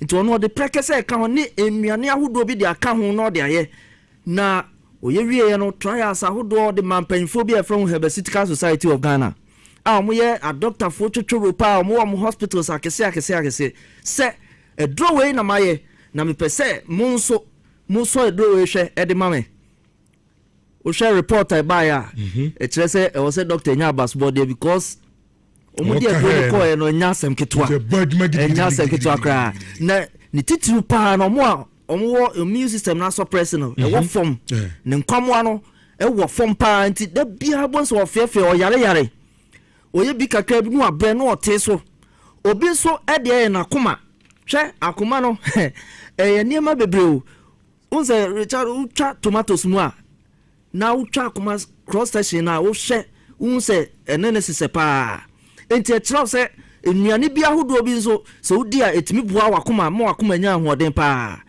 saa so ne ewo bi won ma eno so eye brain mu adwuma bi te se walnut no saa ne ma ni nyina no enna doctor hwe eho en wakeka bom e de aye duro agan prekese garlic mixture se emeboa wo issue wo wakoma ho make say wo de na palpitation wakoma ne bon tentem obi se ne de bossa na it say o start nika na de eyi na ye diesel ne gum no chese ehu pa se edu sat bia na se ho kiro wanum nro bi obi o se basa jise me de tawo bonsum nam de atoma akoma se de be bedwo me pa chaw enye sa ne tie eno palpitation is setting e so unya du papa ebetima boa eno na agan prekese garlic mixture no ho se unya bi na se wonum a beboa papa na yi sa palpitation ni na o heart rhythm no beba normal de amount sanso na uye nto nchen obi wa ne de na angina pectoris na kuma ne ye ne ya Osiro obi na de mpane wo na koma ho nanso yare na yare me pacho so wadu sate bia na uhia duro agan prekese garlic mixture no to bi nom na beboa amane ma ye kama oyem na samfo ube to bia nom ni nyina beboa amane ma ye afen so ye wa agan malamis so ho malaria dose nko a obi a wanya malaria obi a wanya typhoid and asa entire fever no me pacho wadu beboa wo no agan malamis na sana me chrem kra no die numbers no natural na nasa de frɛ doctors ni bi wo nurses no ombefa omno be kasa na ya tro se de obesi anom ye nro no na bibia ye kama de ama number no de kan 0241 604 702 na ye was 0500 88 30 face 0244 718 557 the chat way 0500 88 sa number si na betimi afre obetimi send a WhatsApp message no anya enro ne pictures na de akọ pharmacy herbal shop drugstore chemical shop bia na afi wa kọta aduro no bi na afi wa be frɛn na ye no wadi nkomo ne akyerɛw se de obesi anu maduro no na bibia ye kama de ama meka agan malamis ho asema hwɛ malaria about so amawanya encephalopathy honoma anas wanya high fever asa niam bi chew me pacha obi se o twa anas ne nsunu mu niam ne nsunu ni nyina pie fre niam agufom unya encephalopathy ni bia na say hallucinations no ana high fever say dey taka no bia sa niam we na ohu wanya malaria wanya typhoid sa salmonella typhi afa obi so kwa nya dwonso twa mu haw urinary tract infection ono saafo ni nyina ubo se ase omo kosa atibia no me pato mo ano tena nipadua no ne namu atimi kwa adwene no on be tete wo pa eno ne se agai malamis na ide aba no wo de tobi na auto na frɛ ne etro se obesi ano bibia kama bonse be masa ne mani nyina to atwa de ama na fon aye kitikitikitikiti de ama ne ne skin anase ne redie no asesa me pato ni nyina no de to aduro no na auto wi a wa frɛ na wo de agan herbal tonic ne de aka ho because agan herbal tonic no e wo nnuane no awudo bebre phytochemicals awudo bebre flavonoids no be siesie wo skin na ebe maskin ani ada ho kama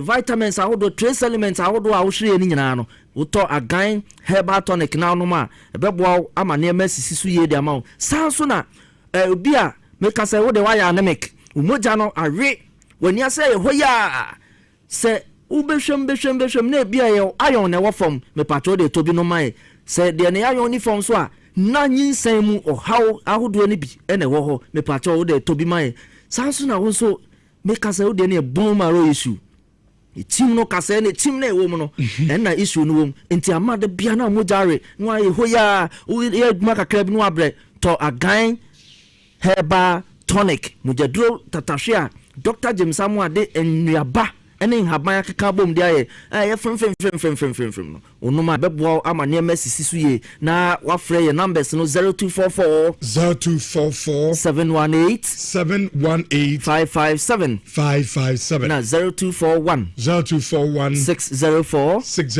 702 na ye de twatwo kra na masɔre no agan na wotɔ na sɛ onuma yesi etote chado na oka agan kan kasa kire se ejan so do obi wo target onimba bi a woto ejan woto akọ nti eduro no nom agan mixture ne capsules na dey ne say about nipadua no straight ba bi o how no na ba attack no na yi sa o how no nyina afiri akọ ama na say real occurrence en sense biom carry occurrence a ubo so bi o say misisi na ya ma poso me nya duro bi di twitwi me de bi me nom na say kofo ma na asaba sa o how no eno na Dr. James Samuel say sane man what device means a wa beto agan mixture ne capsules no unya frepe ni ya tro said ye wo say usiye into wa poso ya usisi ya utify paiwo ana utini nyina paiwo wo to ase twetwon obi o say ne na tititi ne nsa tititi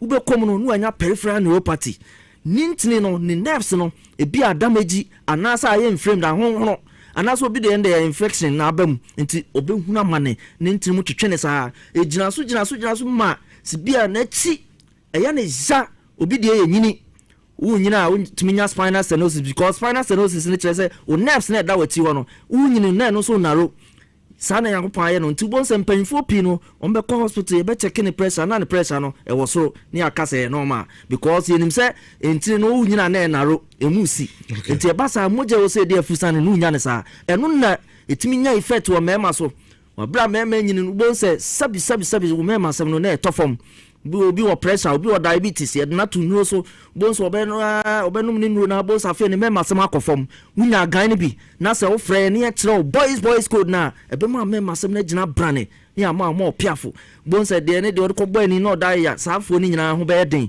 afi wo de ne hemorrhoids koko abetuatu ato kwan na no anase moja ba bright red pa wa bra wo ja onan anase wo de ne de ma osisi ya wo ya wo hwenye ye me pacho yese de obeyama wo de ne rectal prolapse kokobu na yiba de obeto ama anse obeto agan mixture ne capsules no na afi wa frɛ numbers ne a kyerɛw se do be say no man fiti komu hawo nyina ya wom bosumi ba ko konfitire mprenu anase wo de ne de atiko abra wo ntwa abra me pacho do na ne agan mixture ene ne capsules numbers no me sense su biem na nuro no ewo pharmacy bia herbal shop drugstore bia na ye kan sisu dwa se ye ni clinic afei na Pimsan Herbal Hospital no yeguso ayeye nhyehyɛ enti enche ye beba mo na so na mo mahu na ya kyerem ba bia wo na bibia ye kama ma number na edikan 0241 604 702 0500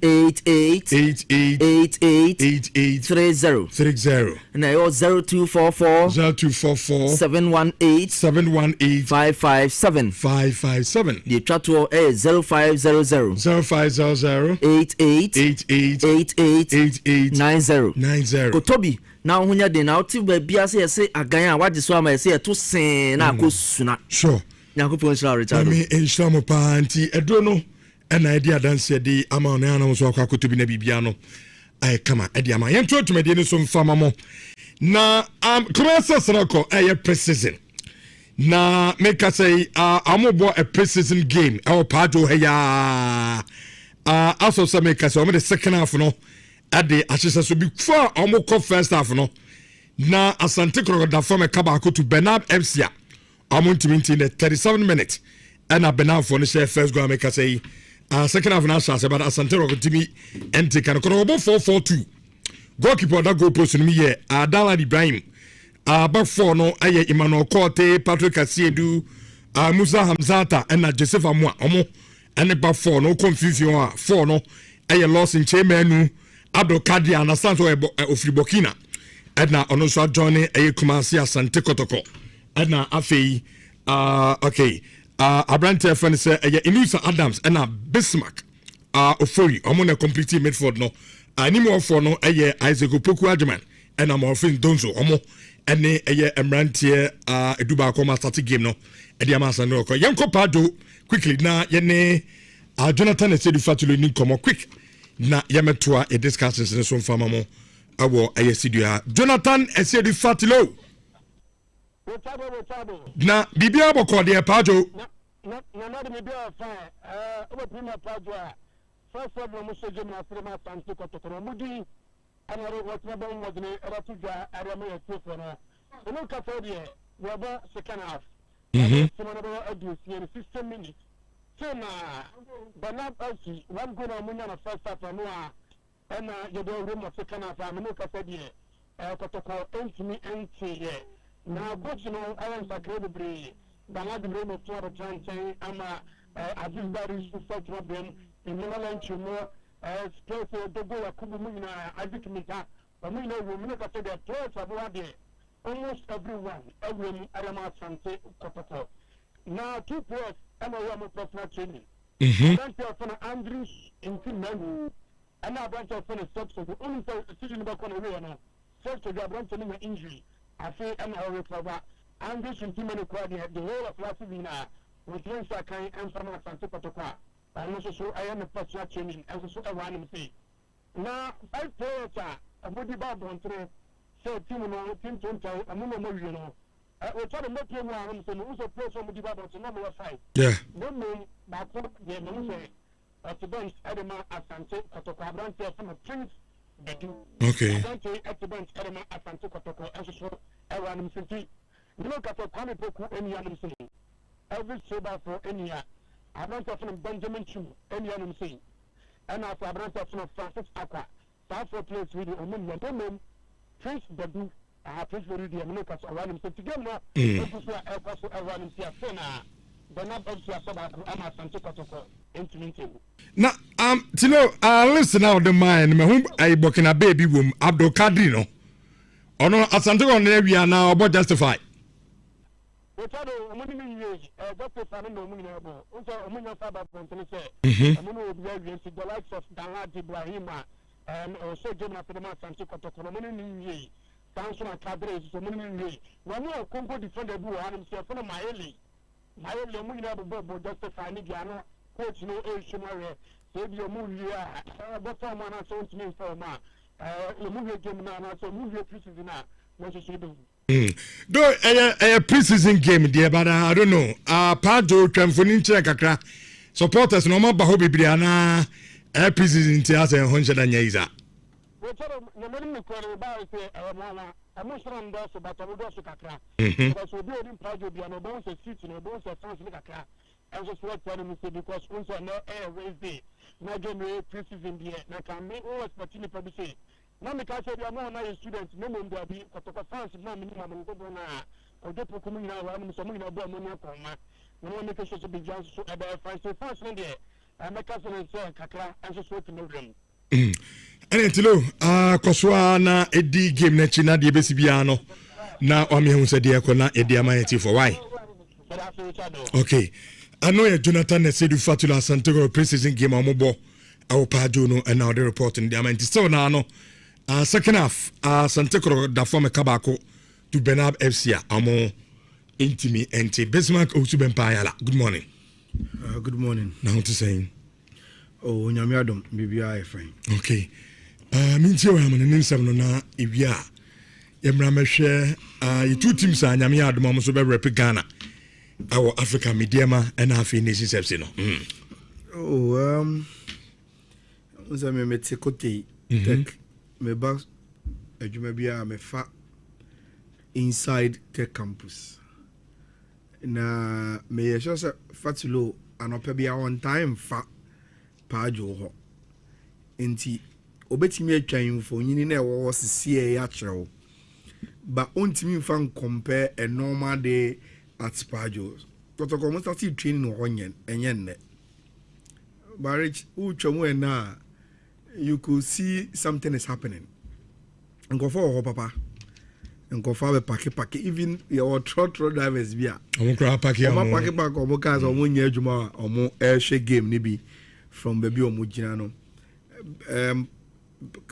car park na wo adjacent Pajo ho na yema okay ana de wo park na nkasa nchen ho no a ho na ye bus stop ho ncha na nyem ho so ayema go fa pack omo cars ho taxis ni Uber ni ho omo nyina pack ho a dodo na ehwe game de binti oduru open no sa wo obi a ota fa wa bo se clear no oduru an wo se BBC ho no na kotoko bus no so e wo the main bus stop nti kotoko ho dom no apiemu campus wa papa pay enen komon ketenketi bi na wo ve en komon ketenketi de di kai rich wa observe it with worry say ana wo busa ho say ede na to Newcastle because yet say Saudi owners ababeso bobo ko nim no na yenim sika Saudi Arabia for wo no na yenim say Newcastle is going to be the next Manchester City and even more because Saudi for no was catching Abu Dhabi for now mukuta Manchester City no.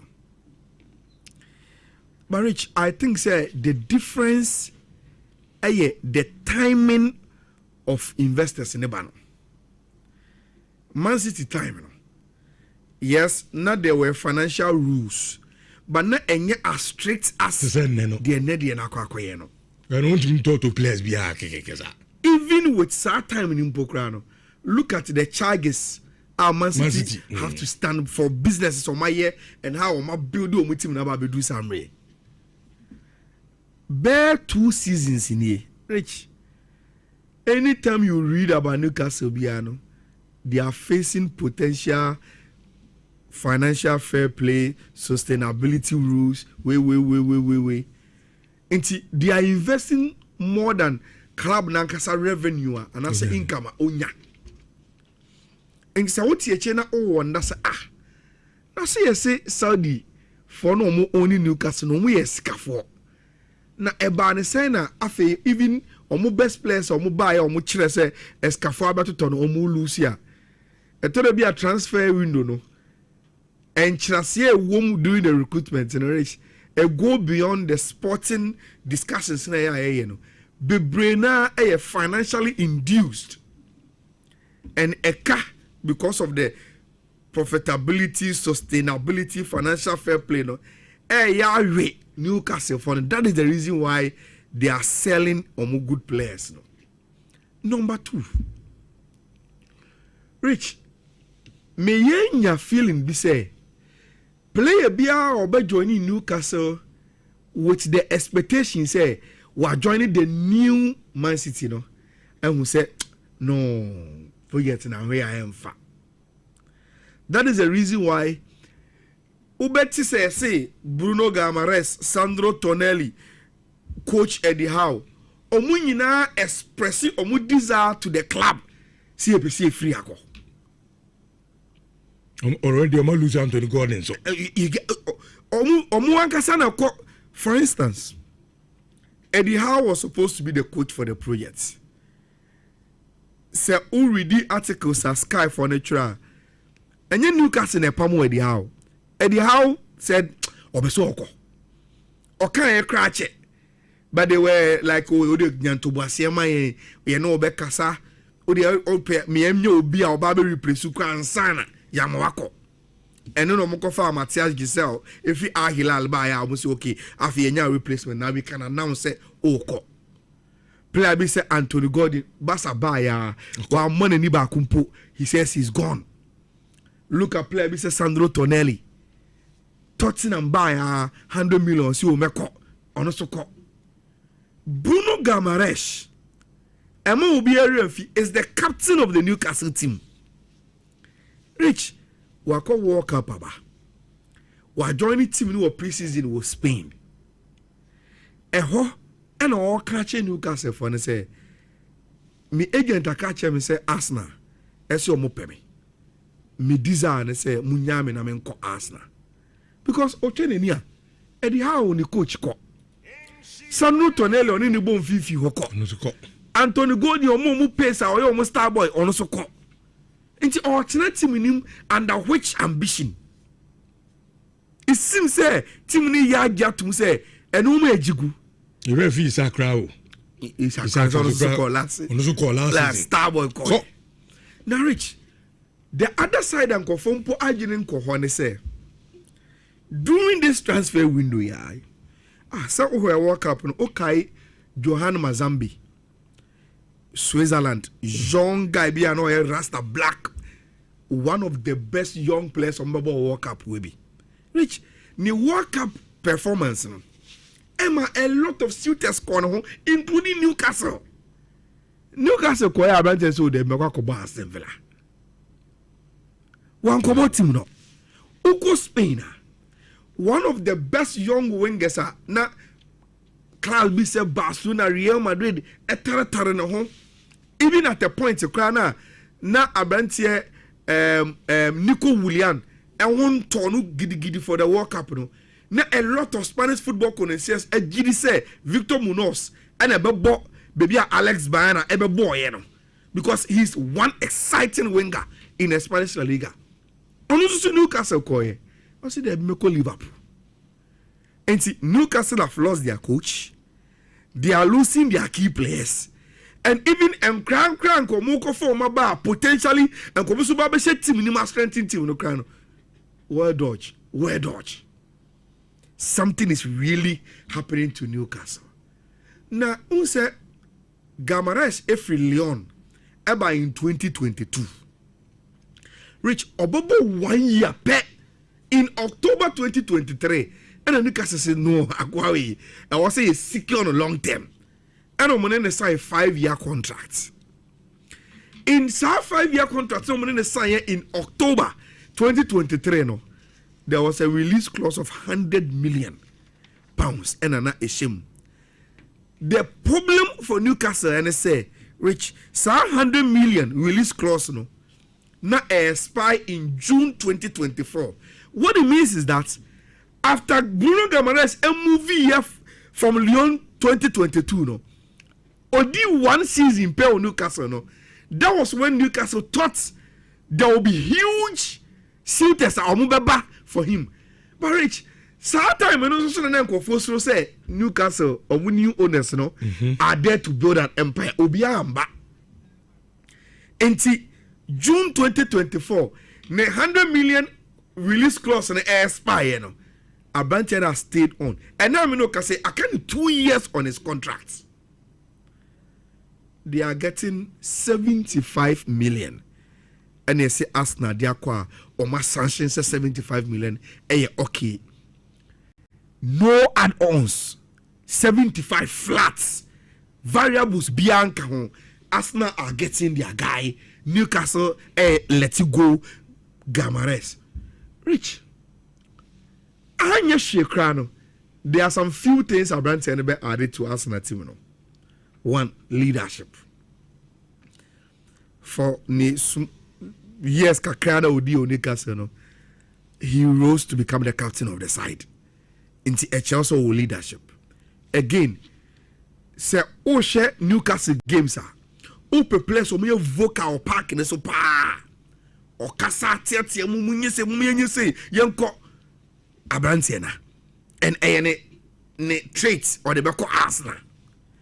Say uye no free wa Rich obi o ta Premier League ni bia ebedia dance say open midfielders a omunimbo ni kuta omunimbo ni pass na omunimbo ni bo overall. There is no way I'll be Abranteɛ fan Bruno Guimaraes free mu.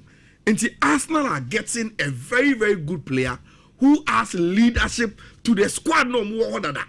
Or Arsenal no. And again, which are the intent of what Arsenal want to do? Makacha say, Rich, to dominate the Premier League, Pep has given the template to do it. Build a very good squad. Give them winning mentality. Semunya do top wa. Send you be maintain the top one. Keep on adding quality. Add. Say obi chira usubembi as one main. Again, one main that maninko.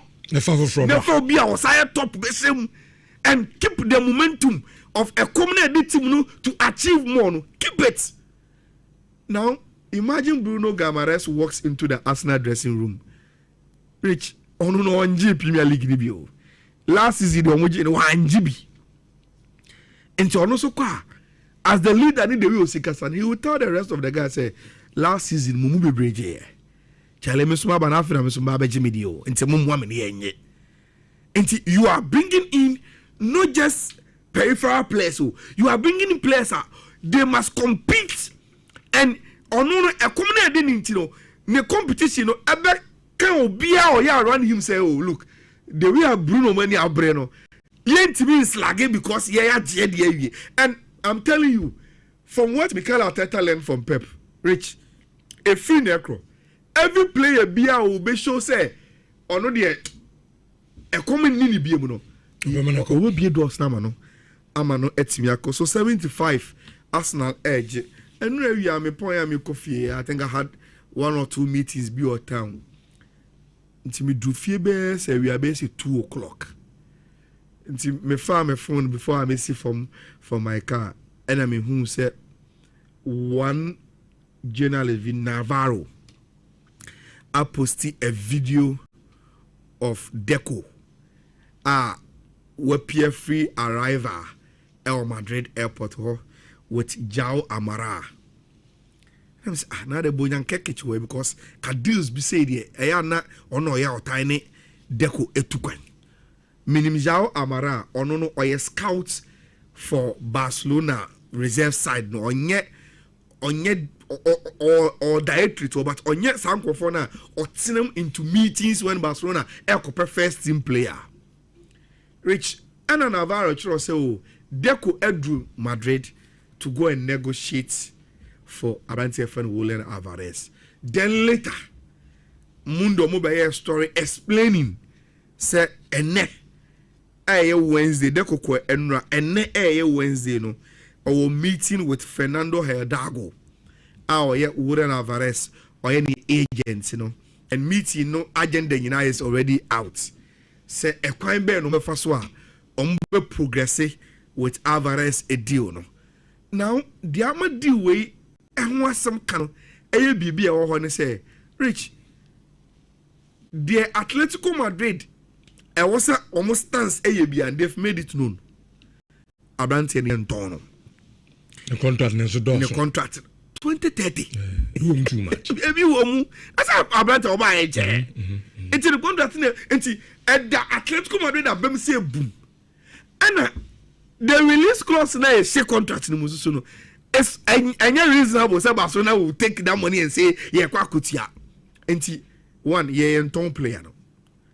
Samotona, mobile negotiation table near being the contract, let's say 2030. You know, say we are in the driving seats. And we will sell the player to you on our terms. Look, forget about Julian Alvarez. Onenam and some worker say, oh, maybe some call before from me pay new challenge, me pay saying. Forget about those things. Say, I'm pass up a it is either on home free contract in Munongo. And as a so first you test about it is either they are coming to trigger the release clause and they are crying mem. But some more buy a hope for negotiation there. Munye ready say a boy ye pe and a mobitia. Enti Matisse Deco Eka HSF for say Omunim said deal no very difficult to get it done. But they are counting on player Nankasemu, the agents, anyhow softer ABA over time, no. Team and Atletico Madrid ebe change your stance to make this deal possible. Rich, it is one of those deals said Deco to me pulling the offer. Evertoni CV so I say oh groper in a sad sporting director role no pa it's very very difficult to do by young where the way a normal ABC akọ nti Deco so be meeting na area e o ria obaba ma na mobile na ye be hu awa no na man you still na the mujana yes om person ton sexy na mo de ko fa no de nyama eno na branti ba betro say ono according to ono sources so what Ghana all sources go for your sources ono ne sources just yeah ton sexy near this can be also so have top the lap around the mu yetimi ground Liam the lap na your Obama sexy akono udisika ya dey outside so akoto the lap na the lap mo Chelsea from company and me family platform I'm also there in team.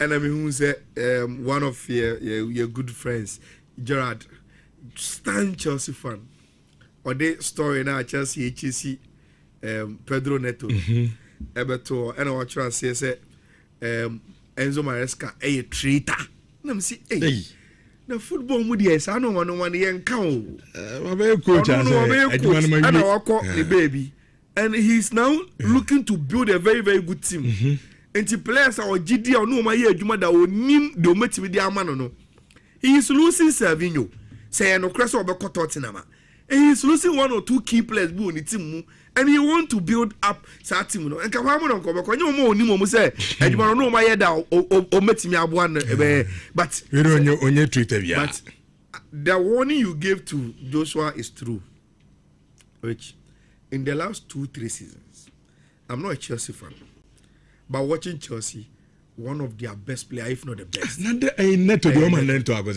It's a very bad they decision. should do whatever it takes to protect say very bad decision. Xabi Alonso on finding NC for Neto, he's one of the best players Chelsea MFC na yemehwe two clubs are represent Ghana Africa in se mediama ebeko CAF Champions League na Nations FC almost no GMT FA Cup no so European or the CAF Confederations Cup. Na nyame yadom China and a draw no ebaso our Cairo Egypt into China no na clubs be home opponent almost no prelims no on betimi no mo ahye dwumadi no ase nyame yadom next month na yɛn said yɛn nsɛm no enso AC Echo in fact mo chepo ba ha de pa o we o de CAF Champions League $6 million o de Confederations Cup $4 million I think say no quite enough say o ye club na ko Africa esa no quite me push you unim say sikaya wo kan ho asemi enso so no clubs na potentially omo the financial muscles and the quality of players to win Champions League in here, you know. Almost who say is Kabia.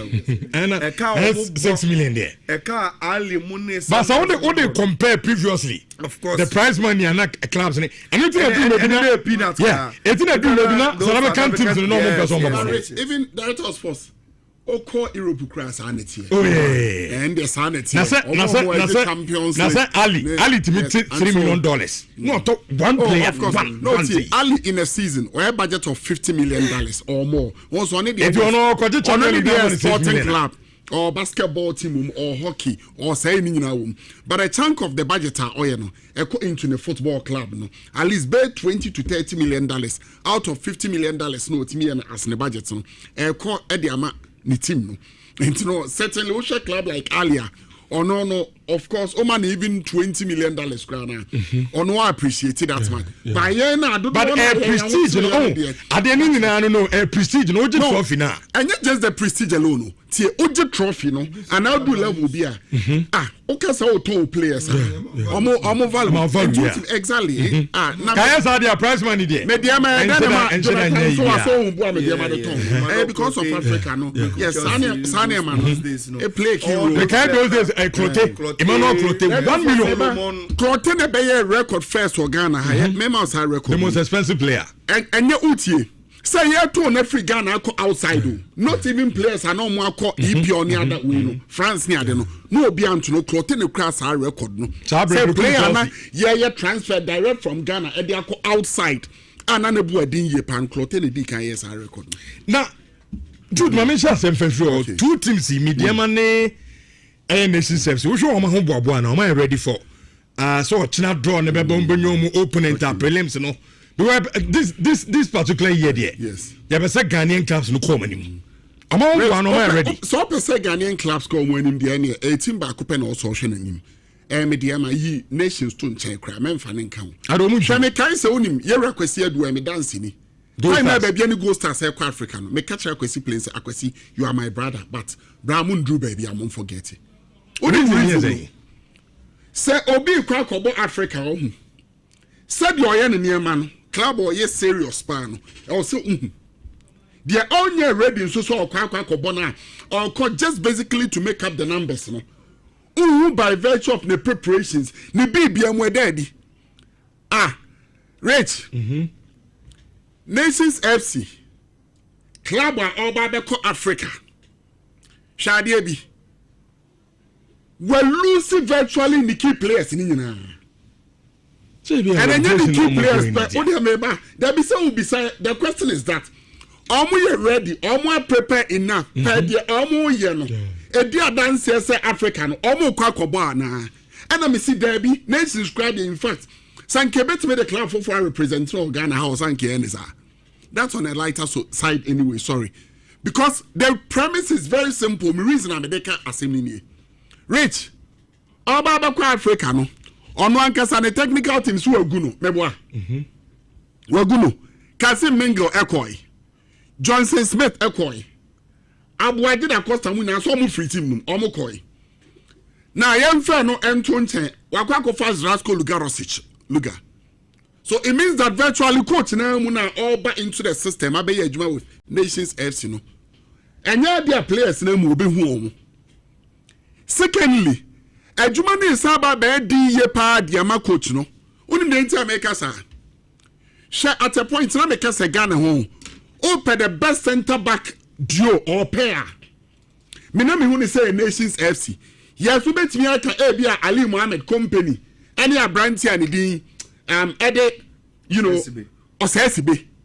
But ale what show ball at pa hu pa no. Yes, go to consuno on the sample na oni ablo. But what show ball pa what show local league ne pa no. Sa pair someone say ko for any Razak Simpson pair no. Rate. Na no asiye pa so onim sa. Quality pa mu quality. At all levels, yam fa born into ho na yam bo exposure bibia no sanko for ni pen na no ehyedodo. Rich, we lose someone say kofo to Ediana. Owie no Razak Simpson so the captain on nso ase national team jersey. Anonso ko Uncle Finland. Lawrence Ansa enso ojugu babai. She over the left side of the defense. Player last season about the most matches Emma Nations, the left side of the defense.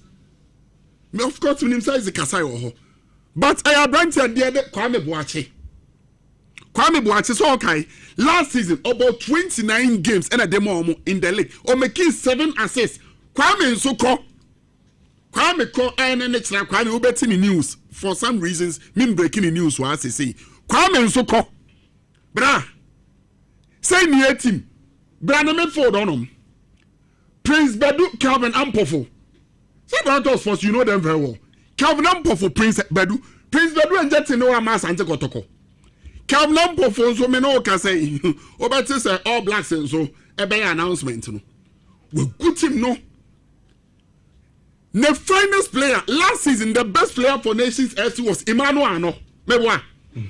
Ano me no can say akwa ko PM e me diema. The main striker was Faisal Chawete. Chawete Nsoko. Chawete Nsoko betin nenka all blacks afi. It's rich unim be a cardinal. Clearly it tells you say a club are only serious, only ready so Kobo Africa. We're good team no. What the why na Kobo? What to say Nations FC ye notable signings be. O say nkran no say no so division 2 for na ebo. Wo bo division 2 mienu. Zelena baako. Yeah, legend team no. Wabo Zelena. And wabo another team were escaping me. The only Premier League team wabo Heart of Lions. Right. And the team Kobo Africa no team no are serious. Pacho yehu bibia dia dance say Nations you are ready. Oguso pamuni players crowd. Ebi kura nam kwan so about 8 players of Nations FC and chobetinka. Me papa ne Dr. Kwame Cheba no cry ba kope ade na nye bra emfa. Me nye prophet of doom. Metro Nations there for the tonche. I'm more behind Nations. Just like me can last season about Ghost Stars. And some matters moon I say moon ko baby ano. Nations there na be. Now you remember the issue of Mediama. Mediama lose quality. But Mediama ya dey be also about Mabaso. Well lose branch Calvin Ampofo. That exciting youngster. Wengano. Calvin Ampof Calvin Nkrumah. Akwa FC Porto. We're losing Fusey Taylor, another exciting player to Dynamo Zagreb, Croatia. I want to Fusey Taylor and also Echo. Kofi Asma, a mutual termination of contract. After 5 years, I was 7, we're born home. And we're losing Manu Mante. And also the contract extension after 4 years. And we're losing Derek Fojo. Fojo so kai time na me the about African. Very exciting talent. We're losing on also the contract air spy. But Shadia be a mediama ya ose ebo mo abaso ya say club away serious so person obo bra no we anu ehunu enibra. Sha mediama Nations FC best player last season was Emmanuel Ano. Wakwa kofa no. Owie no wasan so afa right back Ebenezer adade okay no. Dreams FC. Sa branch no time na Dreams ebo Confederations Cup no di mo akotini ye pa onimpo po ye pa bola. O defend ye or surge forward nso a ehun sa Samuel Nkumu trait no hu bi ono ne tackle enso ye wakwa fa sa branch ne nso e de ba be se ni team no owie na nso wow wasa kwa fa Osman Safiano that made for the free Hoho United last season. Hoho United our best player was Safiano wakwa kofa naba owie no ansoa owie no asa akwa Echedogli so ka asa akra no akra ni bobo Echedogli ono so akwa kofa no Edna Free Heart of Lions Ediaba ono so last season the best player for Heart of Lions was Abrantia no Echedogli and the Emmanuel Boateng and so about the same okay no 11 wonders almost last season he was their best player so clearly it tells you say yes, we lose quality, we lose a lot of quality, but I was replacing with quality. And you can say, oh, funnel on that score. It tells you that Mediama comparatively to that of Nations FC, Mediama is serious or Kwakoba Africa. No, because I saw a Kwako PMO, Cote d'Ivoire. I saw a Kwako 3 weeks or prepare any team. Also, I'm 10-10, we will lose 2 key players now, and on the second division for neighbor. It's Jamia no Crane, and even the technical team crown. Ibrahim Donkor and who. And all the this coach, Ukrainian local name, our experience, but only the answer because of Tanko coaching licensing issue in here. Or then about Babacao. Bra, and Tissa of family diema. Now, Usher how I'm a diema, I am a niama. Minia, now the compare nations are. So one buy ye be a bofama mediema. By nations, dear Tiasiasa nations, onye ready so Kwako Africa because ye nyamya do ye dear grone chiache. Setimberko Africa. Ocean the signings, ocean the preparations. Bibia ma clearly say team way or co Africa no Kwako Bobra. Nations Let's not on Tie already we maintain a core of the team. The key players in so free or crown. Yes, quality. Because of Emrano, I'm saying they are director of sports in Subaba Muntino. Now, me papa or channel. Me from the DMA team. No me beauty mummy at or said the DMA team in the city. And the talent to us, I Baba Beshim. Near fun nations, dear. Near she. Now, they are comprehensive analysis. No one who dear why ready so Kwakobo Africa. It is obvious. Mediama ready so Kwakobo Africa. Nations ain't ready. Because only the so worrying. Nations, we are first timer, we are novice, all competition now, only any experience whatsoever, meboa. And I will call. And to cry the answer we are near my year. Mediama na yakano. A lot of experience, we bought Africa twice, confederations, we Bobby. And once also about Champions League, about group stage. So on the all hobia, Yera Moses Amapaka. So pardon so more in game no more game no more and Moses Parker Blasters management committee member on football no lie be a won't be as a cast out here say how are you Africa the atrium we be bionim enti me be all ye bra administrative side she said your enemy ma enti me dey be all ye bia no e dia dance here say it is a club how are ready or Kwakoba Africa to go make an imprint on him the atrium was how boane ho nations unko obi da onim die atuamu o sanso akonso a wasanso agu team etibra nations ankasa de quite unfortunate ekwan na omofa so qualify no any league ni ba bi omko wi no affected team no bro this is a team Kwakobo Africa na o relegation but any dey man abio o star players do na abeko no bro this is a team just 2 seasons ago you are within a whisker of winning the league. Just 2 seasons ago, a car kete. Nanka wo jeleg no. But this answer on Susan near my year. We na we see you back on in Ghana football no me pa. Yanka say bra Alexis. Ayala dam for pa. Since Alexis call All Blacks. A man for a story so kwa CEO. But ABA bet story ne better than say different role on the man. Uti. When you see Alexis apart from say Lucy or no Sansha Debi 2 seasons ago me kaimo u petimu agana hana na ebo or the ball be show papa onimbo pa okay say Nations FC that time dey intia okra Sadiq Hassan experienced player ojame folder Auburn no coach that time no Sansu Kra Prince Aqua another experienced player Adriana Asante Kotoko or African so experience and also Karim Hassan Bola Iniesta no onimbo boye enti so omo no bo amefo do no mu omo timi the ball na sure even matches our nations elusive crown we realize some dominate opponent but sure untimi maintain your team consistently lose key players season in season out And it's not like that. It's not like say the food from poor. Quality no. Yes. A bank plan na eba. Mo. Oh nyane sa.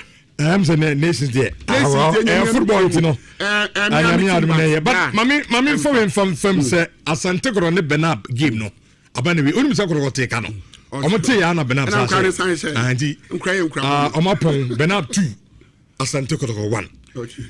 Faka cross so na. Eventually humra. Two teams are ready now. Omo preparation now. Ufi so my for Nyame Adom Africa draw no ba so ochena no. Enye kasa bebre bia na me woka. Bibi kitwe bi. My minister in free media man. Is he rich? The standard of the best Ghanaian team put together on a local scene, no, Empo is not good enough to compete in Africa. That is a local Black Stars, no. Inti yemfa say Mediama put together a chant team of our league. Se otam na uyobi a udi African football echi. Oshe Far Rabat, Raja Casablanca, Simba, Yanga, Sundowns, Ali. Omwa every year in year out omo compete to win pyramids. Rich, even if you put together the Chan team of Ghana, it is still not good enough. And see, the media no, it is exciting in the context of Ghana football, but it is still not good enough. Number 2,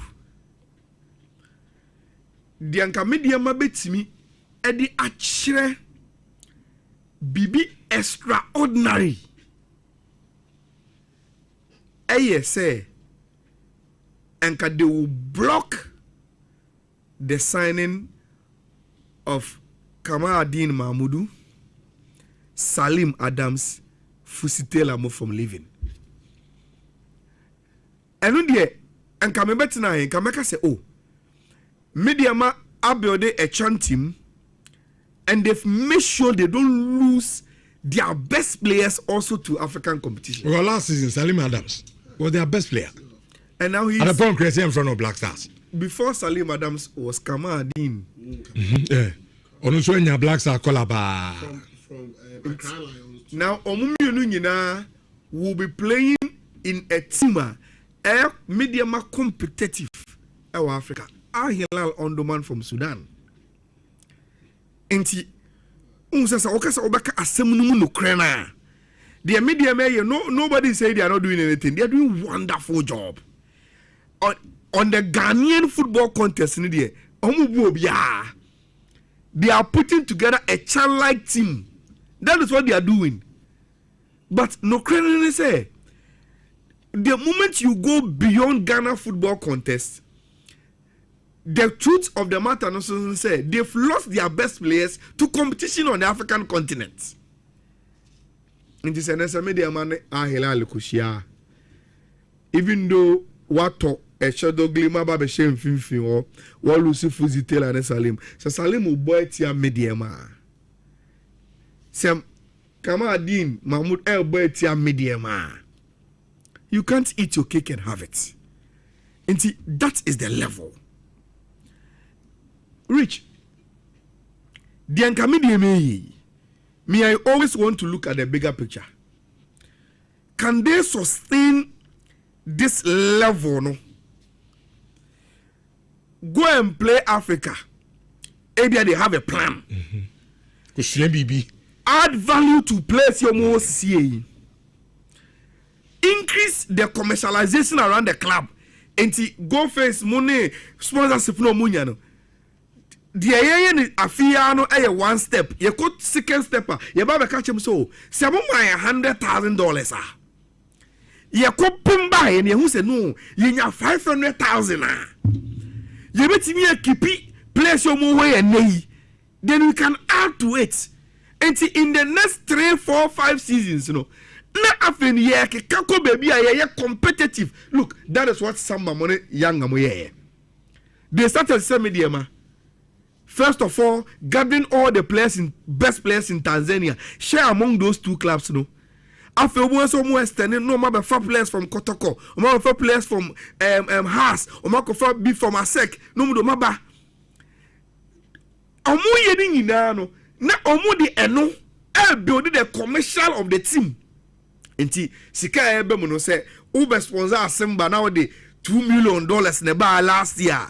No, I catch you. So we want to go a step further. And you say, double, man, 4 million. So, my 4 there, a bit make keep away. Near side the account. We need to build. It's media my NCCano. Me who say a stepping stone, but my worry is sustainability. Okay. Can they sustain Sadia we are and keep on adding? But say, who can a name pay contest there? They are building the best team in Ghana. But the fact of the matter, they say Africa, the best team in Ghana is not good enough to compete to Africa. You try one but say na ya beto aso di amamisha 104.5 inches gra yeba. Amuzu Gali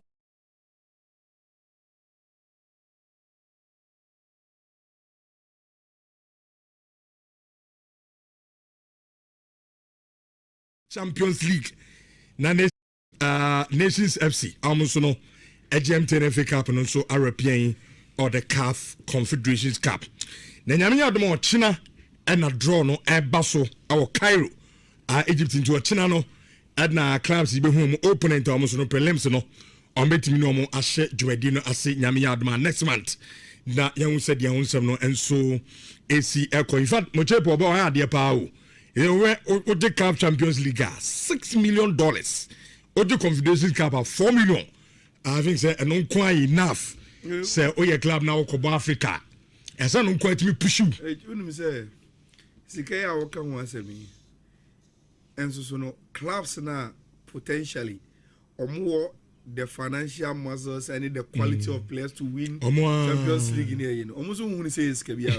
And $6 million there. A car Ali Mune. But I want to compare previously. Of course. The prize money and clubs and it's peanuts. Yeah. It's in a do so can't teams no more person. Even director of sports. Oko Europe cross sanity. Oh yeah. And the sanity. Nasa champions. Nasa Ali to me $3 million.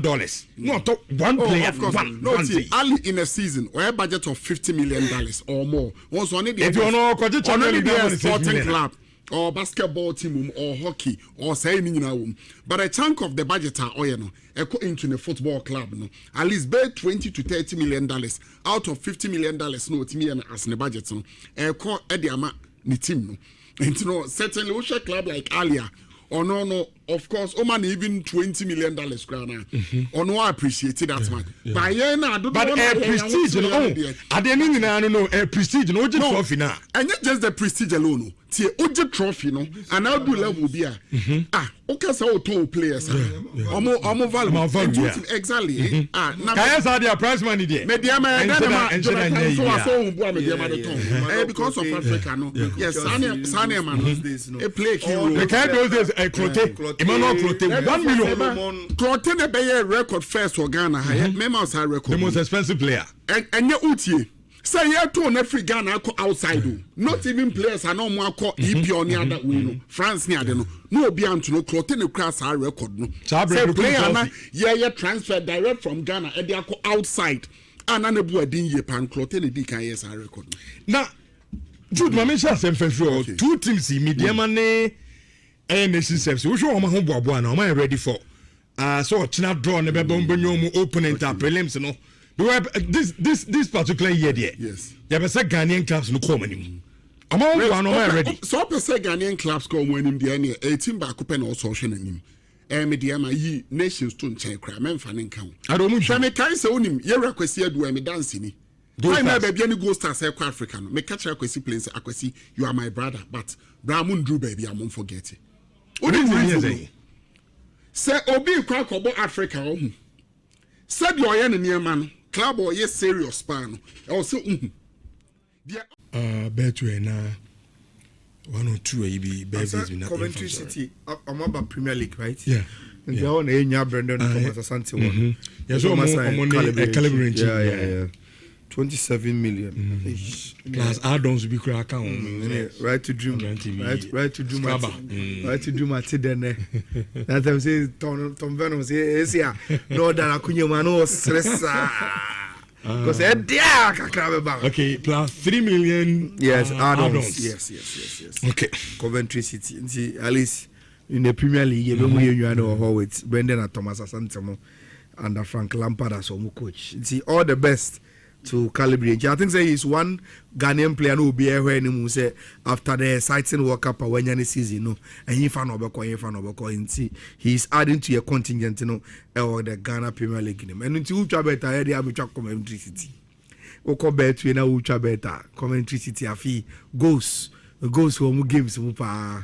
And see now ultra bet our betway betway.com.gh and answer all download the Betway app now.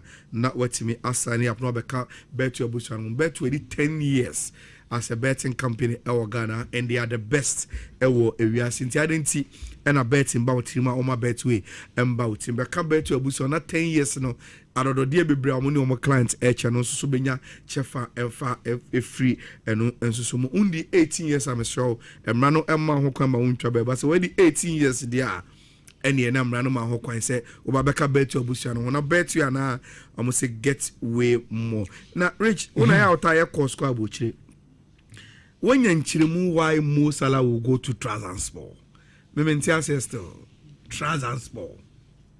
Yes, minimum say take his car or Minister by this time they are paying him bibi a woti a yem grab a show and I take his car tax new. But Transport yeah. And I'm sorry for number. I think so.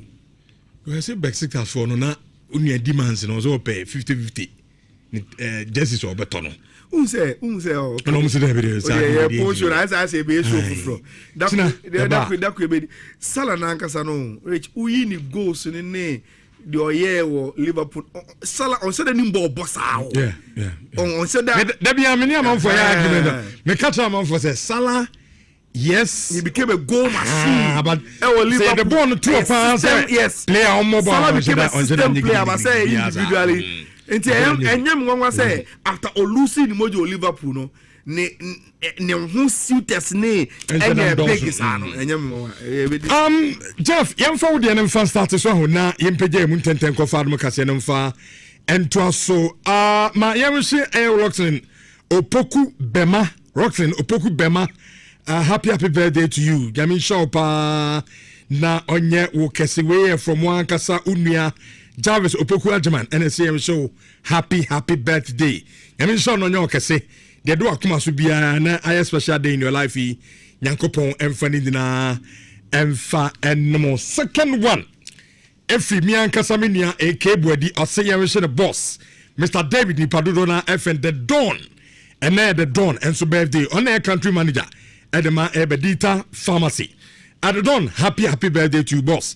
I mean sure person for share from I fa the sports emfa eniagro and Mr. David Nyami show na onyoke say happy birthday de do akoma so bia no Nyankopon anyini nyina emfa emaw Honorable Kofi Acapella enso ye Adriana Stars supporters chairman ene na woda enche edne picture ne beto so Honorable Kofi Acapella freshman happy birthday honorable but we ma menchia me ankasa meba paying me PSA Michelle Usubafo or University of Ghana Legon or pursue course in pharmacology. Princess, Daddy loves you so much. Young Queen, I ready. Okay. Is it